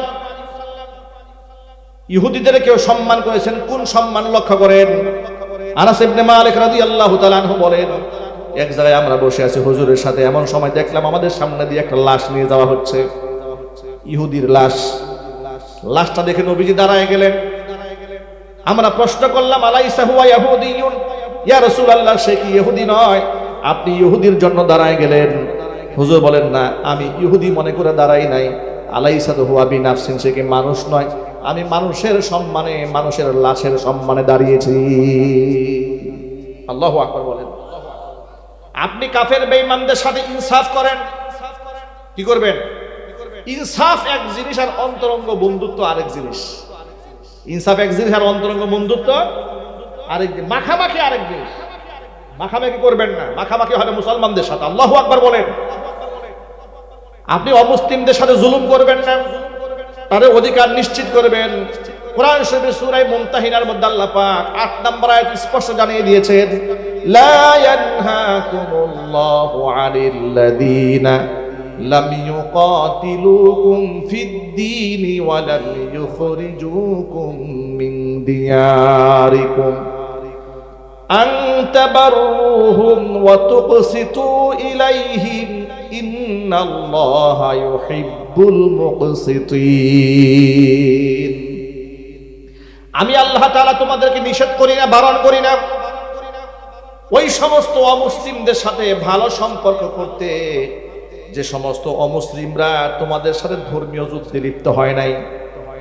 ওয়ালাম ইউখরিজুকুম মিন দিয়ারিকুম, তোমাদের দেশ থেকে তোমাদেরকে বেরও করে দেয় নাই। আনতাবাররুহুম, ওদের সাথে ভালো আচরণ করো, আমি আল্লাহ নিষেধ করি নাই। অবশ্যই তাদের সাথে ভালো আচরণ করবে। ওয়া আন তুকসিতু ইলাইহিম, ইনসাফ করবে। ইন্নাল্লাহা ইউহিব্বুল মুকসিতিন, ইনসাফকারীদেরকে আমি আল্লাহ বড্ড ভালোবাসি। জোরে বলেন সুবহানাল্লাহ। ইনসাফ করেন, তার অধিকার তাকে বুঝিয়ে দেন, তবে পিছন দিক থেকে জড়ায় ধরে। সাহাবীর প্রতি রাসূলের যে আন্তরিকতা, আপনি একটু মুসলমান হয়ে কাফেরের প্রতি সেই আন্তরিকতা দেখাইয়া আবার সুন্নত হিসেবে প্রতিষ্ঠিত করবেন, এই ধরনের অপব্যাখ্যা এটা আমরা কোনোদিন বরদাস্ত করব না। ঠিক না ঠিক? প্রিয় ভাইরা, আপনারা এক বাক্যে জবাব দিয়ে বলেন, কাফেররা কি মুসলমানদের বন্ধু হতে পারে? যদি বলেন, ইহুদিরা, খ্রিস্টানেরা, মুশরিকেরা। ইহুদিরা কত বড় শত্রু মুসলমানদের। এরা তো শুধু মুসলমানদের হত্যা করে নাই, যুগ যুগ ধরে সমস্ত নবীদের সাথে ওরা বিয়াদবি করেছে। নবী মুসা আলাইহিস সালাতু ওয়াস সালামকে কষ্ট দিয়েছে ইহুদিরা, ঈসা আলাইহিস সালাতু ওয়াস সালামকে কষ্ট দিয়েছে ইহুদিরা, মুহাম্মদ রাসূলুল্লাহ সাল্লাল্লাহু আলাইহি ওয়াসাল্লামকে কতবার কষ্ট দিয়েছে। হুজুরকে মাথার চুল দিয়া জাদু করে নবীজি সাল্লাল্লাহু আলাইহি সাল্লামকে পাগল বানিয়ে দেওয়ার ষড়যন্ত্র করেছে। হুজুরে কন্যা নাউজুবিল্লাহ। লাবিদ ইবনে আসাম নামক কুখ্যাত এক, কোন বর্ণনার মধ্যে এসেছে সে ছিল মুনাফিক, কোন বর্ণনার মধ্যে এসেছে সে ছিল ইহুদি। এই লাবিদ ইবনে আসাম নবীজি সাল্লাল্লাহু আলাইহি সাল্লামের মাথার চুল সংগ্রহ করেছে 11টা। কয়টা? 11টা চুল নিয়েছে। হুজুরের ব্যবহৃত চিরুনি, এটা হুজুরের এক খাদেমের মাধ্যমে কিভাবে সে সংগ্রহ করেছে, গোপনে সংগ্রহ করার পরে নিজের মেয়েদেরকে জাদু মন্ত্র করার জন্য লেলিয়ে দিয়েছে। 11টা চুলের মধ্যে এই লাবিদ ইবনে আসামের কন্যারা 11টা গিট দিয়েছে। 11টা গিট দিয়ে 11টা গিটের মধ্যে 11টা সুই ঢুকিয়েছে। এরপরে এর মধ্যে জাদু মন্ত্র করে ফু দিয়েছে। এরপরে ফুৎকার দেওয়ার পরে মুহাম্মদ সাল্লাল্লাহু আলাইহি ওয়াসাল্লামের ব্যবহৃত চিরুনি, হুজুরের মাথার চুল জাদু করে এগুলাকে খেজুর গাছের খেজুরের যে কাঁধিগুলো থাকে না, খেজুরের কাঁধি, এটা বীরে জারওয়া নামক একটা কূপ ছিল মদিনাতুল মুনাওয়ারায়, সেই কূপের একদম ভেতরে ফেলে দিয়ে তার উপর পাথর বেঁধে ফেলে দিয়েছে যাতে করে চাপা পড়ে থাকে। আর মুহাম্মদ সাল্লাল্লাহু আলাইহি সাল্লামের জাদু ক্রিয়াতে হুজুরের ধীরে ধীরে অসুস্থ হয়ে হুজুর যেন মারা যান, নাউজুবিল্লাহ। এই ষড়যন্ত্র ইহুদিরা করেছে। মা আয়েশা রাদিয়াল্লাহু তাআলা আনহা বলেন, আল্লাহর নবী কি এত ভয়ঙ্কর জাদু করার পরে হুজুর এতটা অসুস্থ হয়ে গিয়েছিলেন, এত মাথার যন্ত্রণা হতো, মাঝে মাঝে একটা কাজ না করার পরে মনে হতো করেছি, আবার করার পরে ভুলে যেতেন, মনে হয় করি নাই, এমন অবস্থা হতো। 6 মাস পর্যন্ত নবী করিম সাল্লাল্লাহু আলাইহি ওয়াসাল্লাম কষ্ট পেয়েছেন। এরপরে একদিন রাতের বেলায় শুয়ে আছেন, স্বপ্নের মধ্যে নবীজি দেখতে পান মাথার কাছে একজন ব্যক্তি বসেছেন, পায়ের কাছে একজন ব্যক্তি বসেছেন, বসে হুজুরকে মাঝখানে রেখে একে অপরের সাথে গল্প করে বলে ওনার কি হয়েছে, বলে ওনাকে জাদু করা হয়েছে। কে জাদু করলো? লাবিদ ইবনে আসাম পরিবার দিয়ে জাদু করেছে। কি দিয়ে জাদু করলো? বলে মাথার চুল দিয়ে। কিভাবে জাদু করেছে? একজন আরেকজনের সাথে গল্প করছে। নবীজি সাল্লাল্লাহু আলাইহি ওয়াসাল্লাম মাঝখানে শুয়ে স্বপ্নের মধ্যে দেখতে পাচ্ছেন। আল্লাহু আকবার বলেন। এটা আল্লাহর পক্ষ থেকে ফেরেশতা পাঠানো হয়েছে ওহীর মাধ্যমে রাসূলকে অবগত করার জন্য যে আসলে যে আপনি কষ্ট পাচ্ছেন, মাথা যন্ত্রণা হয়, মাথা ব্যথা হয়, কথা বলে ভুলে যান, কাজ করে মনে থাকে না, কেন হয়েছে শুনেন কি করা হয়েছে আপনার সাথে। আল্লাহ নবী সাল্লাল্লাহু আলাইহি সাল্লাম গায়েব জানতেন না, আলিমুল গায়েব তিনি ছিলেন না।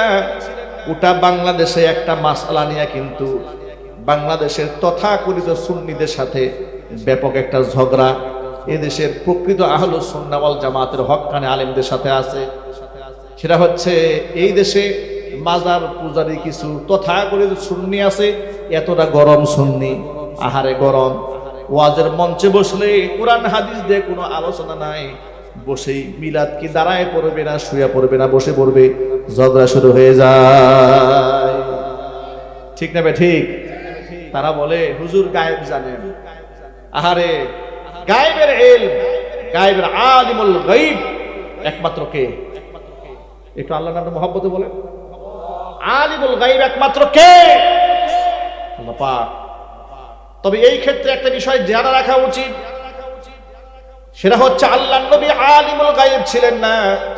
আলিমুল গায়বি ওয়াস শাহাদাতি হুয়ার রহমানুর রহিম। আলিমুল গায়ব এই খবর একমাত্র কার? আল্লাহ পাকের এই গুণাবলী। মুহাম্মদ সাল্লাল্লাহু আলাইহি ওয়াসাল্লাম কি জানতেন? হ্যাঁ, গায়বের ওই সমস্ত সংবাদ যা ওহীর মাধ্যমে রাসূলকে জানানো হয়েছে, আল্লাহ নবী সেটা জানতেন। যেমন কবরের মধ্যে আওয়াজ হচ্ছে কিনা, নবী করিম সাল্লাল্লাহু আলাইহি ওয়াসাল্লাম একটা কবরের পাশ দিয়ে হেঁটে গেলেন, হুজুর বললেন এই কবরের মধ্যে আযাব হচ্ছে। তার কারণ এই লোকটা পেশাব করার পরে তার জামা পেশাবের নাপাক থেকে পাক রাখতো না। যুবক ভাইরা এই কথাটা একটু ঠান্ডা মাথায় শুনুন। কষ্ট হচ্ছে? বিরক্ত করছি?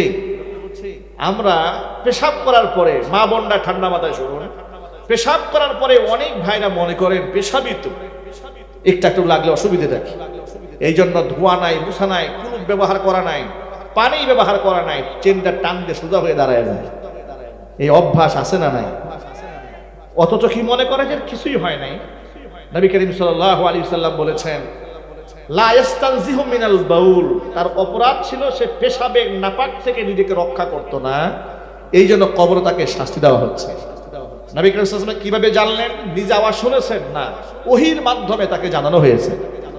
গায়েবের যেই সমস্ত বিষয় রাসূলকে জানানো হয়েছে, আল্লাহর নবী সেটা জানতেন, কিন্তু নিজের পক্ষ থেকে গায়েব জানা এটা তিনি জানেন না। যদি জানতেন তাহলে 6 মাস তো আর এই কষ্ট করতে হয় না। কথা ঠিক না বেরিয়ে বলেন? এই কোরআনে স্পষ্ট ভাষা আল্লাহ পাক বলে দিয়েছেন নবীজি গায়েব জানেন না। এরপরেও তারা জোর করে জবরদস্তি করে ওয়াজের প্যান্ডেল গরম করে বলবে, যারা বলে রাসূলের গায়েব জানে না তাদের মধ্যে রাসূলের মহব্বত নেই। নাউজুবিল্লাহ বলেন, রাসূলের মহব্বত তাদের মধ্যে নাই। এই এক কথা বলে গোটা দুনিয়ার মানুষের মধ্যে, মুসলমানদের মধ্যে একটা ধূম্রজাল সৃষ্টি করে রেখে দিয়েছে। অথচ কোরআন মাজিদ বারবার বারবার স্পষ্ট ঘোষণা করেছে। নবী করিম সাল্লাল্লাহু আলাইহি ওয়াসাল্লামের ভাষায় আল্লাহ পাক বিশ্ববাসীকে জানিয়ে দিয়েছেন, নবী আপনি বলেন আমি গায়েবের খবর জানি না। দেখুন কোরআন মাজিদ আল্লাহ সুবহানাহু ওয়া তাআলা বলছেন, ও নবী আপনি বলেন, কুল লা আমলিকু লিনাফসি নাফআন ওয়া লা দাররান ইল্লা মা শা আল্লাহ। ও নবী আপনি বলেন, লা আমলিকু লিনাফসি নাফআন ওয়া লা দাররান, বলে দেন হে নবী আমি আমার নিজের ভালো এবং মন্দের মালিক নই। সুবহানাল্লাহ বলেন। আচ্ছা, এর চেয়ে স্পষ্ট কথা আর হতে পারে? আমার কথা বুঝতে পিছনে ভাইদের কষ্ট হচ্ছে? বলুন, এর চেয়ে কি স্পষ্ট কথা আর কিছু হতে পারে? হে নবী আপনি বলে দিন, লা আমলিকু লিনাফসি নাফআন ওয়া লা দাররান, আপনি বলেন আমি আমার নিজের ভালো এবং মন্দের মালিক নই, ইল্লা মা শা আল্লাহ, তবে আল্লাহ যা চান তাই হয়। যদি আল্লাহ ভালো চান তো ভালো হয়, আল্লাহ খারাপ হলে খারাপ হবে, ফয়সালা কার হাতে?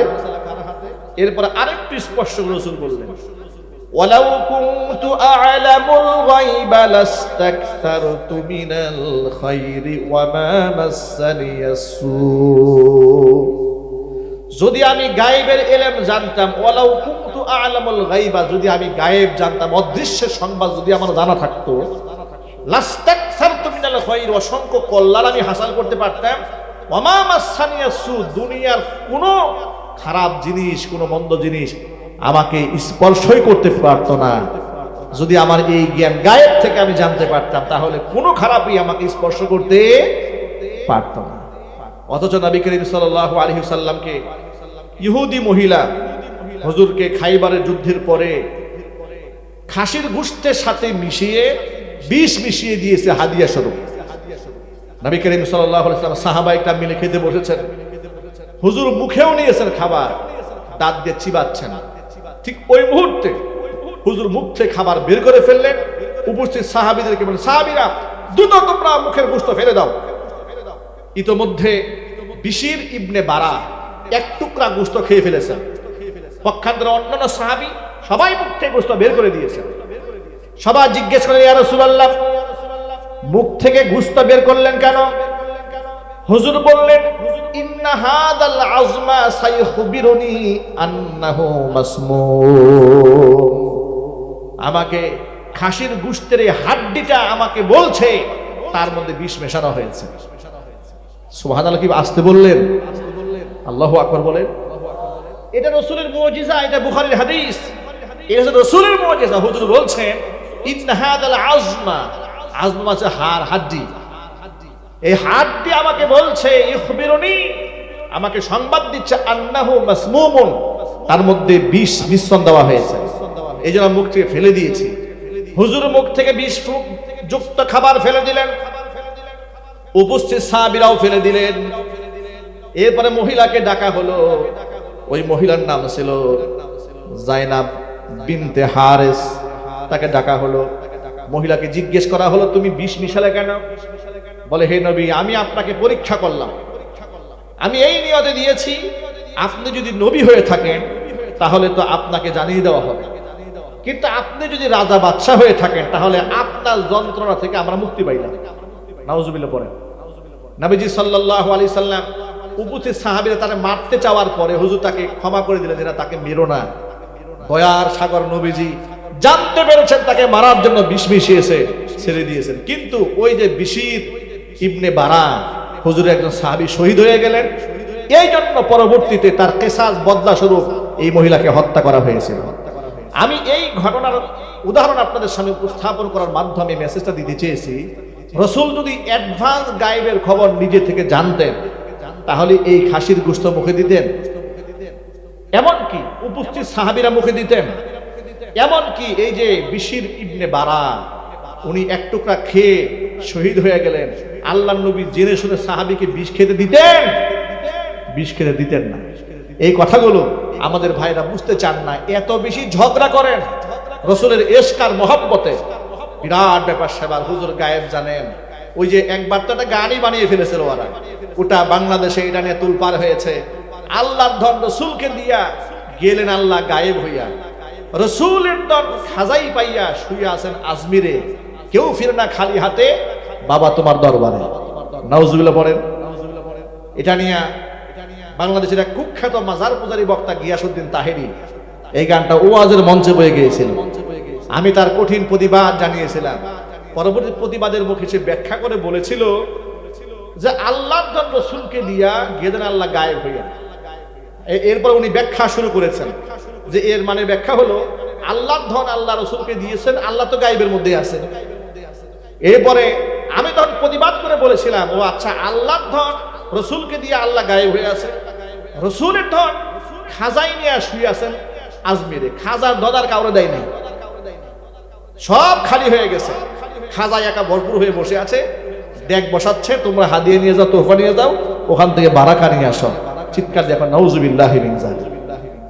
কোরআন শরীফের আয়াত প্রমাণ করে আল্লাহর নবী গায়েব জানতেন না, ঠিক কিনা? হাদিস প্রমাণ করে আল্লাহর নবী আলিমুল গায়েব নন, তবে অসংখ্য গায়েবের সংবাদ নবীকে জিবরাইল মারফত জানানো হয়েছে।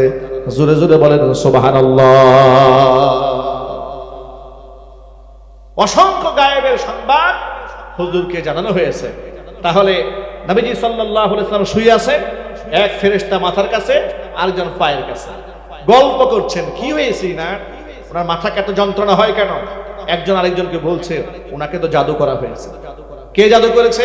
লাবিদ ইবনে আসম জাদু করেছে। কোথায় জাদু করেছে? চুল নিয়ে, চিরুনি নিয়ে 11টা গিট দেওয়া হয়েছে, 11টা গিটের মধ্যে 11টা সুই ঢুকানো হয়েছে। কোথায় ফেলা হয়েছে? অমুক জায়গায় ফেলা হয়েছে, অমুক কুয়ার মধ্যে ফেলে দেওয়া হয়েছে। হযরত আলী রাদিয়াল্লাহু তাআলা আনহুকে নবী ঘুম থেকে জাগার পরে পাঠালেন, হযরত আলীকে পাঠালেন। এরপরে নবী করিম সাল্লাল্লাহু আলাইহি ওয়াসাল্লাম আর কয়েকজন সাহাবীকে সেখানে পাঠিয়ে দিলেন। আম্মার ইবনে ইয়াসিরকে পাঠানো হলো, হযরত আলীকে পাঠানো হলো। সেই কূপের পানিগুলা সেচে কূপের ভেতর থেকে সেই তাবিজ করা, হুজুরকে জাদু করা সেই চুলগুলা উঠানো হলো রাসূলের সামনে এনে। এরপরে সেগুলাকে একটা একটা খোলা হচ্ছে। ঠিক ওই মুহূর্তে মহান আল্লাহ তাআলা সূরা ফালাক এবং সূরা নাস, দুটা সূরা নাজিল করলেন। সুবহানাল্লাহ বলেন। সূরা ফালাকের 5টি আয়াত, সূরা নাসের 6টি আয়াত আল্লাহ তাআলা নাজিল করে 11টা আয়াত নাজিল করলেন। হুজুরের 11টা চুলের মধ্যে গিট লাগানো হয়েছে, জাদু করা হয়েছে। 11টা জাদু ধ্বংস করার জন্য আল্লাহ তাআলা 11টা আয়াত নাজিল করেছেন। সুবহানাল্লাহ বলেন। এই জন্য এই দুই সূরাকে একসাথে বলা হয় আল মুআব্বিজাতাইন, সূরাতুল মুআব্বিজাতাইন, মানে ঝাড়ফুঁক দেওয়ার সূরা, সাহায্য প্রার্থনা করার সূরা। চিৎকার দিয়ে এখন আল্লাহু আকবার। আমরা যে আল্লাহর কাছে আশ্রয় প্রার্থনা করছি, কুল আউযু বিরাব্বিল ফালাক মিন শাররি মা খালাক ওয়া মিন শাররি গাসিকিন ইযা ওয়াকাব ওয়া মিন শাররিন নাফফাসাতি ফিল উকদ ওয়া মিন শাররি হাসিদিন ইযা হাসাদ। হে নবী, আপনি বলেন কুল আউযু বিরাব্বিল ফালাক, আমি তো ভোরের রবের কাছে আমি আশ্রয় প্রার্থনা করছি। আউযু বিরাব্বিল ফালাক, ফালাক মানে হচ্ছে ভোরবেলা, সকালবেলা যখন একদম উদ্ভাসিত হয়ে যায়, সেই রব সকালের উদ্ভাসন কে সৃষ্টি করেন? যদি বলুন না কে? বিরাব্বিল ফালাক। মিন শাররি মা খালাক, কোন জায়গা থেকে আমি তার কাছে আশ্রয় নিচ্ছি? মিন শাররি মা খালাক, তিনি যত কিছু সৃষ্টি করেছেন তার সৃষ্টির সমস্ত অন্যায় থেকে। 11টা আয়াত নাযিল হলো সূরা ফালাক এবং নাসের। মিন শাররি মা খালাক ওয়া মিন শাররি গাসিকিন ইযা ওয়াকাব, রাতের অন্ধকার যখন তা একেবারে নিষ্কলুষ অন্ধকার হয়ে যায়, অন্ধকার রজনীর অনিশ্চয়তা থেকে আমি রবের কাছে প্রার্থনা করছি, তার কাছে আশ্রয় প্রার্থনা করছি। সুবহানাল্লাহ, সাহায্য প্রার্থনা করছি, আশ্রয় গ্রহণ করছি। ওয়া মিন শাররি গাসিকিন ইযা ওয়াকাব ওয়া মিন শাররিন নাফাসাতি ফিল উকাদ, ওই সমস্ত জাদুকরণী মহিলা যারা গ্রন্থির মধ্যে ফুৎকার দেয় তাদের অনিষ্টতা থেকে আমি আল্লাহর কাছে পানাহ চাচ্ছি। ওয়া মিন শাররি হাসিদিন ইযা হাসাদ, প্রত্যেক হিংসুকের হিংসা থেকে আমি মহান আল্লাহর কাছে আশ্রয় গ্রহণ করছি। সুবহানাল্লাহ। এই যে আয়াত তা নাযিল হলো 5টা, পরে সূরা নাস আয়াত নাযিল হলো 6টা। 11টা আয়াত আল্লাহ তাআলা জিবরাইল মারফত নাযিল করলেন। জিবরাইল আলাইহিস সালাতু ওয়াস সালাম একটা একটা করে আয়াত যখন তার সামনে পেশ করছিলেন, আর একটা করে গিট খোলা হচ্ছিল, ভিতর থেকে সুই বের করা হচ্ছিল। 11টা আয়াত পড়া হলো, 11টা গিট খুলে দেওয়া হলো, 11টা সুই বের করে আনা হলো, জাদু ক্রিয়া নষ্ট করে দেওয়া হলো। চিৎকার দিয়ে এখন আল্লাহু আকবার। নবীজি সুস্থ হয়ে গেলেন। এই কাজগুলো ইহুদিরা রাসূলের সাথে করেছে। এক্ষেত্রে আপনাদের সবক, সকল ভাইদের জন্য একটা সবক দিয়ে দেই। সেটা হচ্ছে এই, আমাদের ঘরে শিশু বাচ্চারা রাতের বেলায় প্রচন্ড কান্না করে, অনেক সময় দেখবেন খুব কান্না করে, অকারণেই কান্না করে। এত কান্না করে যে বাবা মা সহ্য করতে পারে না, দৌড়ায় যায় হুজুরের কাছে, দৌড়ায় যায় ডাক্তারের কাছে, কোনো সুরাহা নাই। আপনাদেরকে একটা আমল শিখিয়ে দেই। সেই সন্তানগুলো, ছোট্ট বাচ্চাগুলা, এদের উপর দুষ্ট জিনের কুনজর পড়ে। অনেক সময় এদেরকে ভয় দেখায়, ওরা চিৎকার মানে। বেশি কান্না করলে আপনি মুআব্বিজাতাইন পড়ে এদেরকে ফু দিবেন। সূরা ফালাক পড়বেন একবার, সূরা নাস পড়বেন একবার, এরপর আয়াতুল কুরসি তিলাওয়াত করবেন, সূরাতুল ফাতিহা পড়বেন, দুরূদ শরীফ পড়বেন, এরপর এর উপর দম করবেন।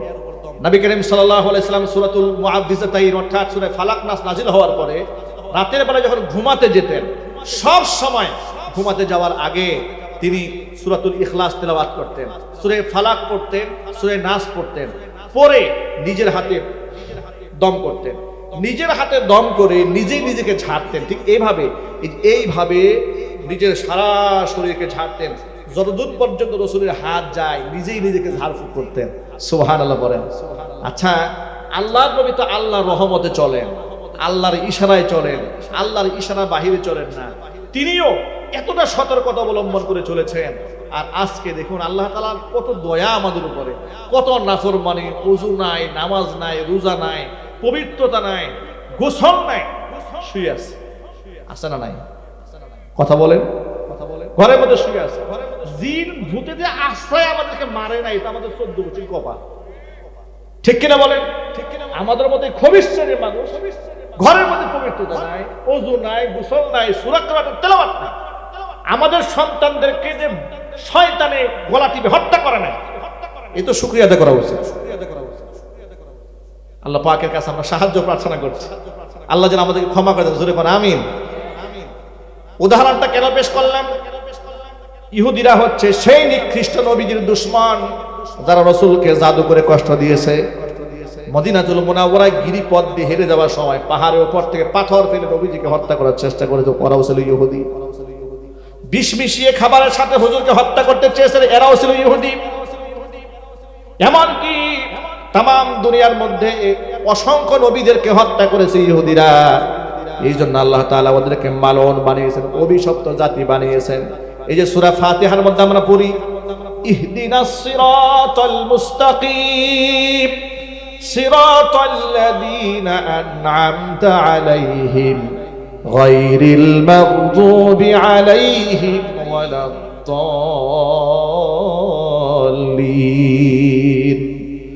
আল্লাহ তাআলা আমাদেরকে সরল পথে দিশা দাও, ওই পথে দিশা দাও যে পথে চলে তোমার বান্দারা নিয়ামত প্রাপ্ত হয়েছে।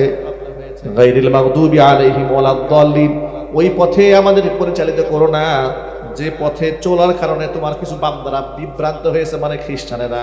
ওয়ালাদ-দাল্লিন, আল মাগদুবি আলাইহিম, মানে যাদের উপর লানত বর্ষিত হয়েছে, মানে ইহুদিরা ওয়ালাদ দাল্লিন, বিভ্রান্ত যারা হয়েছে, খ্রিস্টানেরা, অর্থাৎ ইহুদি আর খ্রিস্টানদের পথে নয়, তোমার নিয়ামত প্রাপ্ত বান্দাদের পথে আমাদেরকে চালাও। জোরে জোরে বলেন আমিন। সন্তানের গলার মধ্যে লম্বা লম্বা তাবিজ ঝুলাই রাখবেন না। অনেক লোকেরা ওই জিন ভূতের আসর থেকে বাঁচার জন্য এইরকম মোটা মোটা তাবিজ গলার মধ্যে ঝুলাই রাখে। কয়েকদিন আগে দেখেছি অনলাইনে এক বাচ্চা, শিশু বাচ্চার গলার মধ্যে তাবিজ ঝুলিয়ে রেখেছে। ওই বাচ্চা, ছোট বাচ্চা তো, তাবিজ মুখে দিয়ে গিলে ফেলেছে, গলার মধ্যে আটকায়, শিশু বাচ্চা মারা গেছে।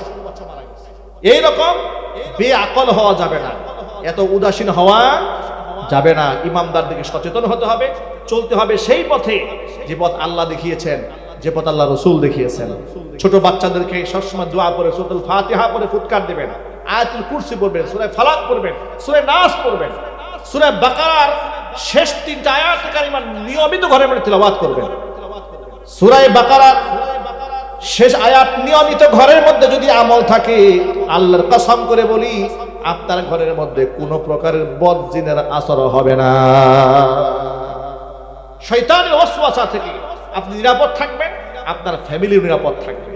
আমি আজকে আপনাদের সামনে যে মেসেজটা দিতে চেয়েছি, এত লম্বা কথা বলে আমি গোটা বয়ানের মূল সার নির্যাসটা হচ্ছে এই: মুসলমানদের বন্ধু হবে আল্লাহ, মুসলমানদের বন্ধু হবে আল্লাহ রসুল, মুসলমানদের বন্ধু হবে ইমামদারেরা। মুসলমানদের বন্ধু কখনো ইহুদি হবে না, খ্রিস্টানও হবে না, মুশরিকও হবে না, বাম এবং রামেরাও হবে না। এই কথাটা কি আমার ভাইদের মনে থাকবে তো ইনশাআল্লাহ? আমরা বাম এবং রামদের সাথে হৃদয়ের সম্পর্ক থাকবে না, আমাদের সম্পর্ক থাকবে ওলামায়ে কেরামের সাথে ইনশাআল্লাহ। বলেন, যারা এই দেশে ইসলাম চায়, এই দেশে কোরআন চায়, এই দেশে আল্লাহর দ্বীন চায়, নবীজি সাল্লাল্লাহু আলাইহি ওয়াসাল্লামের সুন্নাহ মোতাবেক জীবন চালাতে চায়, তাদের সাথে আমাদের হৃদয়ের সম্পর্ক রাখতে চায়। আল্লাহ পাক যেন কবুল করেন, জোরে বলেন আমিন। যুবক ভাইরা, প্রিয় মা বোনেরা, পর্দার অন্তরালে অসংখ্য মায়েরা বোনেরা এসেছেন। আমি মা বোনদেরকে বলবো, মায়েরা বোনেরা, পর্দা পুশিতা করে পবিত্র জীবন যাপন করুন। এর মধ্যে আল্লাহ পাকের পক্ষ থেকে আপনার জন্য সম্মান রয়েছে। আমার বড় দুঃখ লাগে যখন এই সংবাদ আমাদের কানে আসে, মাসালা শুনতে চায়, এত বেশি মাসালা কানে আসে, হুজুর স্ত্রীর সাথে তালাক হয়ে গেছে, ডিভোর্স হয়ে গেছে, হুজুর ঘরে ছোট্ট ছোট বাচ্চা আছে, ঝগড়া হয়েছে, বউ আমাকে তালাক দিয়ে চলে গেছে। কত কথা আমরা শুনতে পাই, আমাদের হৃদয়টা টুকরা টুকরা হয়ে যায়। মনে রাখবেন, নামাজ যদি কাজা হয়, শয়তান এত খুশি হয় না। সংসার ভাঙতে পারলে শয়তান যত খুশি হয়। সুদ, ঘুষ, জিনা ব্যভিচার করলে শয়তান এত খুশি হয় না। স্বামী স্ত্রীর মধ্যে ঝগড়া হয়ে যদি বিবাদ হয়ে সম্পর্ক ছিন্ন হয়ে যায়, শয়তান যত খুশি হয়। নাউজুবিল্লাহ পড়েন। এই জন্য আমি মা বোনদেরকে বল, প্রিয় মায়েরা বোনেরা, 90-এর দশকে আমাদের শিশুকাল ছিল। আমরা দেখেছি আমাদের মা চাচিরা, আমাদের দাদিদেরকে দেখেছি, তারা এত লাক্সারিয়াস লাইফ লিড করেন নাই, সিমসাম জীবন যাপন করেছেন। এখানে মুরব্বীরা বলতে পারবেন, পুরুষরা ক্ষেত খামারে কাজ করেছে, আর তাদের স্ত্রীরা রান্না করে খাবার, মাথার ঘাম পায়ে ফেলে সাংসারিক সমস্ত কাজ সামাল দিয়ে স্বামীর জন্য মাঠ ময়দানে খাবার নিয়ে গেছে। এইভাবে কষ্ট করে বছরের পর বছর চলে গেল, চেহারার মধ্যে গ্ল্যামার ছিল না, এত বিউটিশিয়ান দিয়ে তাদের চেহারা পার্লারিং করতে পারেন নাই, এত পারফিউম ইউজ করতে পারেন নাই, কিন্তু 80 বছর 90 বছরের সংসার ভাঙে নাই। স্বামীর সন্তুষ্টি নিয়ে দুনিয়া থেকে চলে গেছেন, সেই স্ত্রীর জন্য স্বামী আদৌ কান্না করেন, ঠিক কিনা? আর এই সমাজের মেয়েদের জন্য স্বামীরা জীবন দিয়ে ফেলে, বউয়ের খুশি মন পায় না, ঠিক না ভাই? সব দিয়ে দিয়েছে বেচারিকে, প্রতি মাসে মাসে পার্লারিং করাচ্ছে, ব্রু প্লাগ করাচ্ছে, বিদেশি জামা কাপড় কিনে দিচ্ছে, পারফিউম কিনে দিচ্ছে, ফেসিয়াল করাচ্ছে, একেবারে স্বামীর জীবন দিয়ে ফেলে। প্রতিদিন 6 বার আই লাভ ইউ বলার পরে মন করে না, ঠিক না? বলেন, প্রতিদিন ধরেন 6 বার বলে, একদিন একটু কম বলেছে, এরপর পরের দিন খুঁটা দিয়ে বসে থাকে, তুমি আর আগের মতো নাই, তুমি আমাকে আর ভালোবাসেন, আমি পুরান হয়ে গেছি, ঠিক না? ঠিক জুড়ে বলেন। প্রিয় মায়েরা বোনেরা, এইভাবে দূরত্ব নয়, স্বামীকে মহব্বত করতে শিখুন। নবী করিম সাল্লাল্লাহু আলাইহি ওয়াসাল্লাম বলেছেন, কোন স্ত্রী যদি এমন অবস্থায় মারা যায়, স্বামী তার উপর সন্তুষ্ট, আল্লাহর জান্নাত তার জন্য ওয়াজিব হয়ে যায়। কেন স্বামীর সাথে দ্বন্দ্ব হবে? কেন স্বামীর সাথে বিতর্ক হবে? এই ক্ষেত্রে আমি আমার পুরুষ ভাইদের জন্য ছোট্ট একটা টিপস বলেই আলোচনা আমি শেষ দিকে নিয়ে যাব ইনশাআল্লাহ। একটা হাদিসের উপর সকলকে আমল করতে হবে, যে আমলটা করলে আমাদের সংসারের ঝগড়া 90% ইনশাআল্লাহ ক্লোজড হয়ে যাবে। আমি হাদিসটা বলবো, একেবারে ইসমে আজমের মতো কাজ করে এটা। যদি এই আমলটা ঘরের মধ্যে করতে পারেন, আপনার ঘর থেকে স্বামী স্ত্রীর ঝগড়া দ্বন্দ্ব 90% শেষ, বন্ধ হয়ে যাবে ইনশাআল্লাহ। এই আমলটা পুরুষের জন্য। নবী করিম সাল্লাল্লাহু আলাইহি সাল্লাম বলেছেন, ইন্নাল মারআতা খুলিকাত মিন দিলাইন, নারীদেরকে সৃষ্টিগতভাবে বক্র হাড় থেকে তৈরি করা হয়েছে। যে জিনিস, যে উপাদানে তৈরি তার আসর তার মধ্যে থাকে।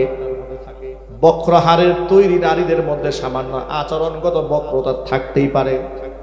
সুতরাং ইদা আকামতাহা, তুমি যদি সেই বক্র মেজাজটাকে টেনে সোজা বানাইতে চাও, ইদা আকামতাহা কাসারতাহা, তাহলে কিন্তু ভেঙে ফেলবা। ওয়া ইদা ইসতামতা'তা বিহা, যদি একে নিয়ে সুখের সংসার করতে চাও, ইসতামতা'তা বিহা ওয়া ফিহা ইওয়াজুন, তার মধ্যে বক্রতা আছে, এটা মাথায় রেখেই তুমি সংসার করো। এই ক্ষেত্রে পলিসিটা কি? পলিসি হচ্ছে, অনেক সময় মা বোনেরা একটা জিনিস খুব সহজে বুঝেন না, জিলাপির মতো পেঁচ দেওয়ার পরে বুঝেন, ঠিক না? সেই ক্ষেত্রে করণীয় মেজাজ, যদি দেখুন আপনার স্ত্রী কোনো কারণে একটু রাগ হয়েছে, আপনার মাথার মধ্যে যদি এই কথাটা রাখেন যে হাদিসের মধ্যেই তো আছে, ওর মধ্যে একটু বক্রতা আছে, এটা মাথায় রাখলে আপনার স্ত্রীর প্রতি আপনার রাগ হবে না, গুসা হবে না, বরং আপনি চুপ হয়ে যান, হুজুরের ওই হাদিস অনুযায়ী আমল করেন যে আল্লাহ পাক ওকে তৈরি করেছে এভাবে, তারও তো কিছু করার না। এই চিন্তা মাথায় রাখলে দেখবে সংসার থেকে ঝগড়া বন্ধ হয়ে গেছে, ঠিক কিনা? আর উনি একটা কথা বললো, আপনি মেজাজটা আরো গরম দেখালেন, তাহলে তো এখানে আগুনের মধ্যে আপনি পেট্রোল ঢেলে দিলেন। কি বলেন? এই পেট্রোল মানে আমাদের পাম্পের পেট্রোল না, পেট্রোল তো পাওয়া যায় না এখন। কি পেট্রোল পাওয়া যায় এখন? এই দেশে কি শুরু হলো তেল নিয়ে, এমন সংকট শুরু হয়েছে, আল্লাহ তাআলা যেন এই সংকটকে নিরসন করে দেন, জোরে বলেন আমিন। আজকে যে কথাগুলো আপনাদের সামনে উপস্থাপন করেছি, সবার আগে আমার ভাইকে, আমাদেরকে, আমার মা বোনদেরকে সকলকে আমল করার তৌফিক দান করেন। আমি যুবক সম্প্রদায়ের প্রতি কৃতজ্ঞতা জানাচ্ছি যে আমার যুবক ভাইরা, অল্প বয়সের তরুণ ভাইরা একেবারে বয়সের শুরু থেকে শেষ পর্যন্ত জমে বসে গুরুত্বপূর্ণ তাকরীরগুলো তারা শুনেছেন, আমার মা বোনেরা শুনেছেন। মহান আল্লাহ তাআলা যে কথাগুলো বলেছি, আমাদের সকলকে আমল করার তৌফিক দান করেন। আমাদের মধ্যে ভ্রাতৃত্ব, মোহাব্বত, এটা আরো বেশি তৈরি হবে যখন আমরা 5 ওয়াক্ত নামাজ জামাতের সাথে মসজিদে গিয়ে আদায় করতে পারবো। যখন আমরা আমাদের মা বোনদেরকে শরঈ পর্দা মেনটেন করাতে পারবো, আমাদের সংসারের মধ্যে শান্তি আসবে। কিন্তু বউ দিয়া যদি আপনি টিকটক ব্যবসা করেন, তাহলে সেই সংসারে কিয়ামত পর্যন্ত শান্তি আসবে না। নিজের বউয়ের ছবি ফেসবুকে ছেড়ে যদি বলেন, প্রিয় বন্ধুগণ, আপনাদের নতুন ভাবি খাস দিলে দোয়া করে দিয়েন, কি এই সংসার টিকবে? আরে আমার বুঝে আসে না, আমার যুবক ভাইরা এত বেউকুফ হন কেন, এত সরল হন কি করে? আপনি আপনার সার্কেল থেকে চিনেন না ওদের নজর কেমন। পৃথিবীর কেউ না জানলো তো বন্ধু হিসেবে আপনি বন্ধুদের চরিত্র জানেন। আপনি যে বউয়ের ছবিটা ফেসবুকে পরিষ্কার করে প্রচার করলেন, আপনার বন্ধুদের চরিত্র তো আপনার জানা আছে। আপনার বন্ধুরা প্রথমে একেবারে সুনজর দিবে, রহমতের নজর। কি বলেন? রহমতের নজর দেবে, কুনজর দেবে, বাজে নজর দেবে। তাহলে কি হলো? আপনি দাইয়ুসের কাতারে চলে গেলেন। আল্লাহ আমাদেরকে তুমি হেফাজত করো। আমরা আমাদের স্ত্রীদের ছবি ফেসবুকে দেব না, এটা প্রচারের বিষয় নয়, এগুলো আমানত। আমানত এগুলো মানুষের সামনে প্রচার করা জিনিস নয়। আল্লাহ পাক এই কথাগুলো বোঝার তৌফিক দান করুন। ঈমানের পথে অবিচল থেকে আমার মরণ যেন হয়।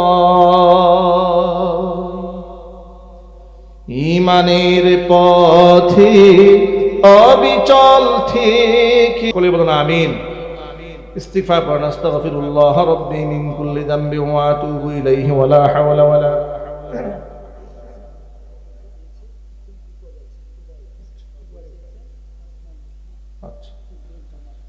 বিশেষ দোয়ার আবেদন এসছে, মোহাম্মদ মন্টু মিয়া প্রবাসী দোয়ার আবেদন করেছেন। ভাই বসে যান, এখন দোয়া হয়ে যাবে এখনই। তিনি মধ্যপ্রাচ্যে আছেন, বিপদগ্রস্ত অবস্থায় আছেন। আপনারা জানেন মধ্যপ্রাচ্যের কোনো দেশে এই মুহূর্তে কেউ নিরাপদ, দুবাই আছে না, দুবাই এটা আরো রিস্কে আছে, পুরো রেড জোনে আছে। আল্লাহ তাআলা এই মন্টু ভাইকে হেফাজত করেন। মন্টু ভাই সহ আমাদের সকল প্রবাসী ভাইদেরকে আল্লাহ হেফাজত করেন। সাথে সাথে দুবাইয়ের রাজনৈতিক অঙ্গনে যে সিদ্ধান্ত নিলে মুসলিম উম্মার কল্যাণ হবে, সেই সিদ্ধান্ত দুবাইয়ের শাসককে নেওয়ার তৌফিক আল্লাহ পাক দান করেন। তিনি বেশ কিছু অর্থ এই প্রোগ্রামে দান করেছেন, দোয়া চেয়েছেন, আমরা দোয়া করি আল্লাহ পাক কবুল করেন।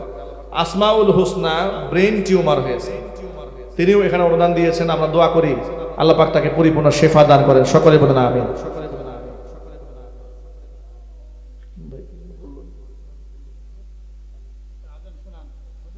হ্যাঁ, আজান এটা একটু শোনাচ্ছে, রাত্রে তো আজান শোনানো ঠিক নয়, একটু করে শোনাচ্ছে। আল্লাহু আকবার, আল্লাহু আকবার,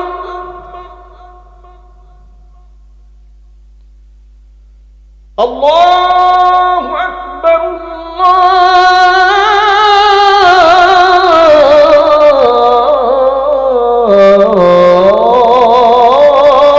আল্লাহু আকবার।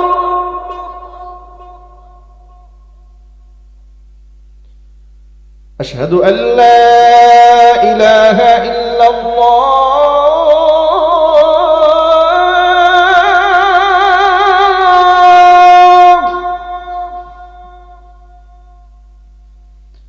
أشهد أن لا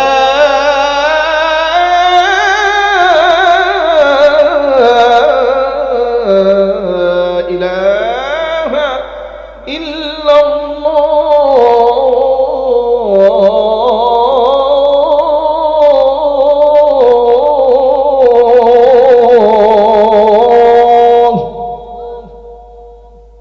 আজানের ধ্বনিটি গভীর রাতে এতটুকুনি, রাত 12টা বাজে, মাইকের আওয়াজ চলে যাচ্ছে অনেক দূর, মানুষ বিভ্রান্ত হওয়ার সম্ভাবনা রয়েছে, কিন্তু ভাইয়ের আবদার ছিল ইউটিউব আজান শুনেছে বাস্তবে শোনার জন্য। আজানের প্রতি আমাদের সবারই একটা আকর্ষণ আছে, ভক্তি শ্রদ্ধা আছে। মহান আল্লাহ তাআলা আজানের প্রতি যেমন আকর্ষণ আমাদের বাড়িয়ে দিয়েছে, নামাজের প্রতি মহব্বত আল্লাহ পাক আরো বাড়ায় দেন। জোরে করে আমিন।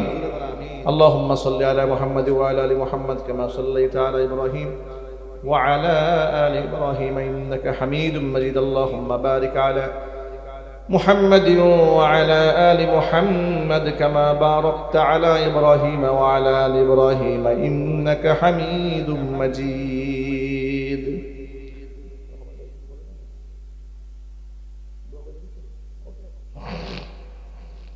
الحمد لله رب العالمين ربنا ظلمنا أنفسنا وإن لم تغفر لنا وترحمنا لنكونن من الخاسرين ربنا لا تزغ قلوبنا بعد إذ هديتنا وهب لنا من لدنك رحمة إنك أنت الوهاب رب العالمين অর্ধ রজনী পর্যন্ত কোরআন সুন্নাহ থেকে আলোচনা করে বড় আশা নিয়ে তোমার শাহী দরবারে হাত দুখানা বাড়িয়ে দিয়েছি। মেহেরবানি করে আলোচনার ভুল বিয়াদবি ক্ষমা করে সওয়াবের হাদিয়াটুকুন কবুল করে মঞ্জুর করে সোনার মদিনায় তোমার হাবিবের রওজা মুবারকে পৌঁছিয়ে দাও। তামাম পৃথিবীর মাটির নিচে যত মুমিন মুমিনাত মুসলিমিন মুসলিমাত চিরবিদায় হয়ে চলে গেছেন, তাদের আরওয়াহের উপর সওয়াবের হাদিয়াগুলো পৌঁছিয়ে দাও। আমাদের মা বাপ যাদের দুনিয়ার জমিন থেকে চলে গেছেন, মা বাবার কবরগুলোকে জান্নাতের টুকরায় পরিণত করে দাও। আত্মীয় স্বজনের কবর আযাবকে আল্লাহ তুমি মাফ করে দাও। রব্বুল আলামিন অত্র মাহফিল কমিটিকে আল্লাহ তুমি কবুল করে নাও। আল্লাহ তাআলা অত্র এলাকার সমস্ত মুর্দিগানের কবর আযাবকে আল্লাহ তুমি মাফ করে দাও। রব্বুল আলামিন পর্দার অন্তরাল থেকে আমার মা বোনেরা বয়ান শুনেছেন, মা বোনদের মাফ করে দাও। নিঃসন্তানী মাকে সন্তান দান করো। স্বামী স্ত্রীর মধ্যে মোহাব্বত না থাকলে মোহাব্বত পয়দা করে দাও। আমার মা বোনদেরকে আবেদা জাহেদা সালেহা কানিতা হিসেবে কবুল এবং মঞ্জুর করে নাও। আমার যুবক ভাইদেরকে খালিদ বিন ওয়ালিদ রাদিয়াল্লাহু তাআলা আনহুর মতো আল্লাহ যোগ্য ইমামদার হিসেবে কবুল করে নাও। আমার বৃদ্ধ বাবারা বয়ান শুনেছেন, নেক হায়াত দারাজ করে দাও। উলামায়ে কেরাম হাত তুলে ধরেছেন, খেদমাতের ওয়াসাতকে বৃদ্ধি করে দাও। তামাম পৃথিবীর মুসলমানদেরকে তুমি এক এবং নেক বানায় দাও। খাস করে মধ্যপ্রাচ্যের মুসলমানদেরকে ঐক্যবদ্ধ বানায় দাও। রব্বুল আলামিন মধ্যপ্রাচ্যে যে সংকট চলছে, কাফের বেঈমানদের তৈরিকৃত সংকট, কাফের বেঈমানদের ক্ষমতার অহংকারকে আল্লাহ চূর্ণ বিচূর্ণ করে দাও। রব্বুল আলামিন তাদের শক্তিকে আল্লাহ নাস্তানাবুদ করে দাও। তাদের ঐক্যের মধ্যে ফাটল তৈরি করে দাও। মুসলমানদেরকে ঐক্যবদ্ধ হওয়ার জন্য তৌফিক দান করে দাও। জাজিরাতুল আরবের প্রতি ইঞ্চি মাটি কুফফার থেকে আল্লাহ তাদের অবস্থান থেকে আল্লাহ মুক্ত এবং আজাদ করে দাও। রব্বুল আলামিন তাম পৃথিবীর মুসলমানদের হেফাজত করে নাও। খাস করে 56,000 বর্গ মাইলের সোনার বাংলাদেশটাকে ইসলামের জন্য কবুল করে নাও। প্রতি ইঞ্চি মাটি ইসলামের জন্য উর্বর বানায়া দাও। রব্বুল আলামিন দেশের শাসক যারা রয়েছেন সঠিকভাবে রাষ্ট্র পরিচালনার তৌফিক দান করে দাও। এই আল্লাহ তাআলা যারা এমপি হয়েছেন, মন্ত্রী হয়েছেন, সাচ্চা দেশপ্রেম নিয়ে, ঈমান নিয়ে, কোরআন সুন্নাহ অনুযায়ী রাষ্ট্র পরিচালনার তৌফিক তুমি তাদেরকে দান করে দাও। আয় আল্লাহ তাআলা আমাদের মধ্যে যারা অসুস্থ আছেন মেহেরবানি করে শেফায়ে কামিলা আজিলায়ে কুল্লিয়া নসিব করে দাও। আসমাউল হোসনা ব্রেন টিউমার হয়েছে আল্লাহ মেহেরবানি করে পরিপূর্ণ শিফা তুমি তাকে নসিব করে দাও। আল্লাহ তাআলা মন্টু মিয়া প্রবাসী ভাই দোয়া চেয়েছেন, আল্লাহ তাআলা সকল বিপদ আপদ থেকে আল্লাহ তুমি তাকে হেফাজত করে নাও। খাস করে প্রবাসী বাংলাদেশী সকলকে আল্লাহ তুমি মধ্যপ্রাচ্যের এই সংকটের ভিতর থেকে তাদেরকে মাহফুজ করে নাও। রব্বির হামহুমা কামা রব্বায়ানি সগীরা তাকাব্বাল মিন্না ইন্নাকা আনতাস সামিউল আলিম ওয়া তুব আলাইনা ইন্নাকা আনতাত তাওয়াবুর রহিম। সুবহানা রাব্বিকা রাব্বিল ইজ্জাতি আম্মা ইয়াসিফুন ওয়া সালামুন আলাল মুরসালিন ওয়ালহামদুলিল্লাহি রাব্বিল আলামিন। وجعل آخر كلمتنا عند الموت لا إله إلا الله محمد رسول الله। السلام عليكم ورحمة الله وبركاته।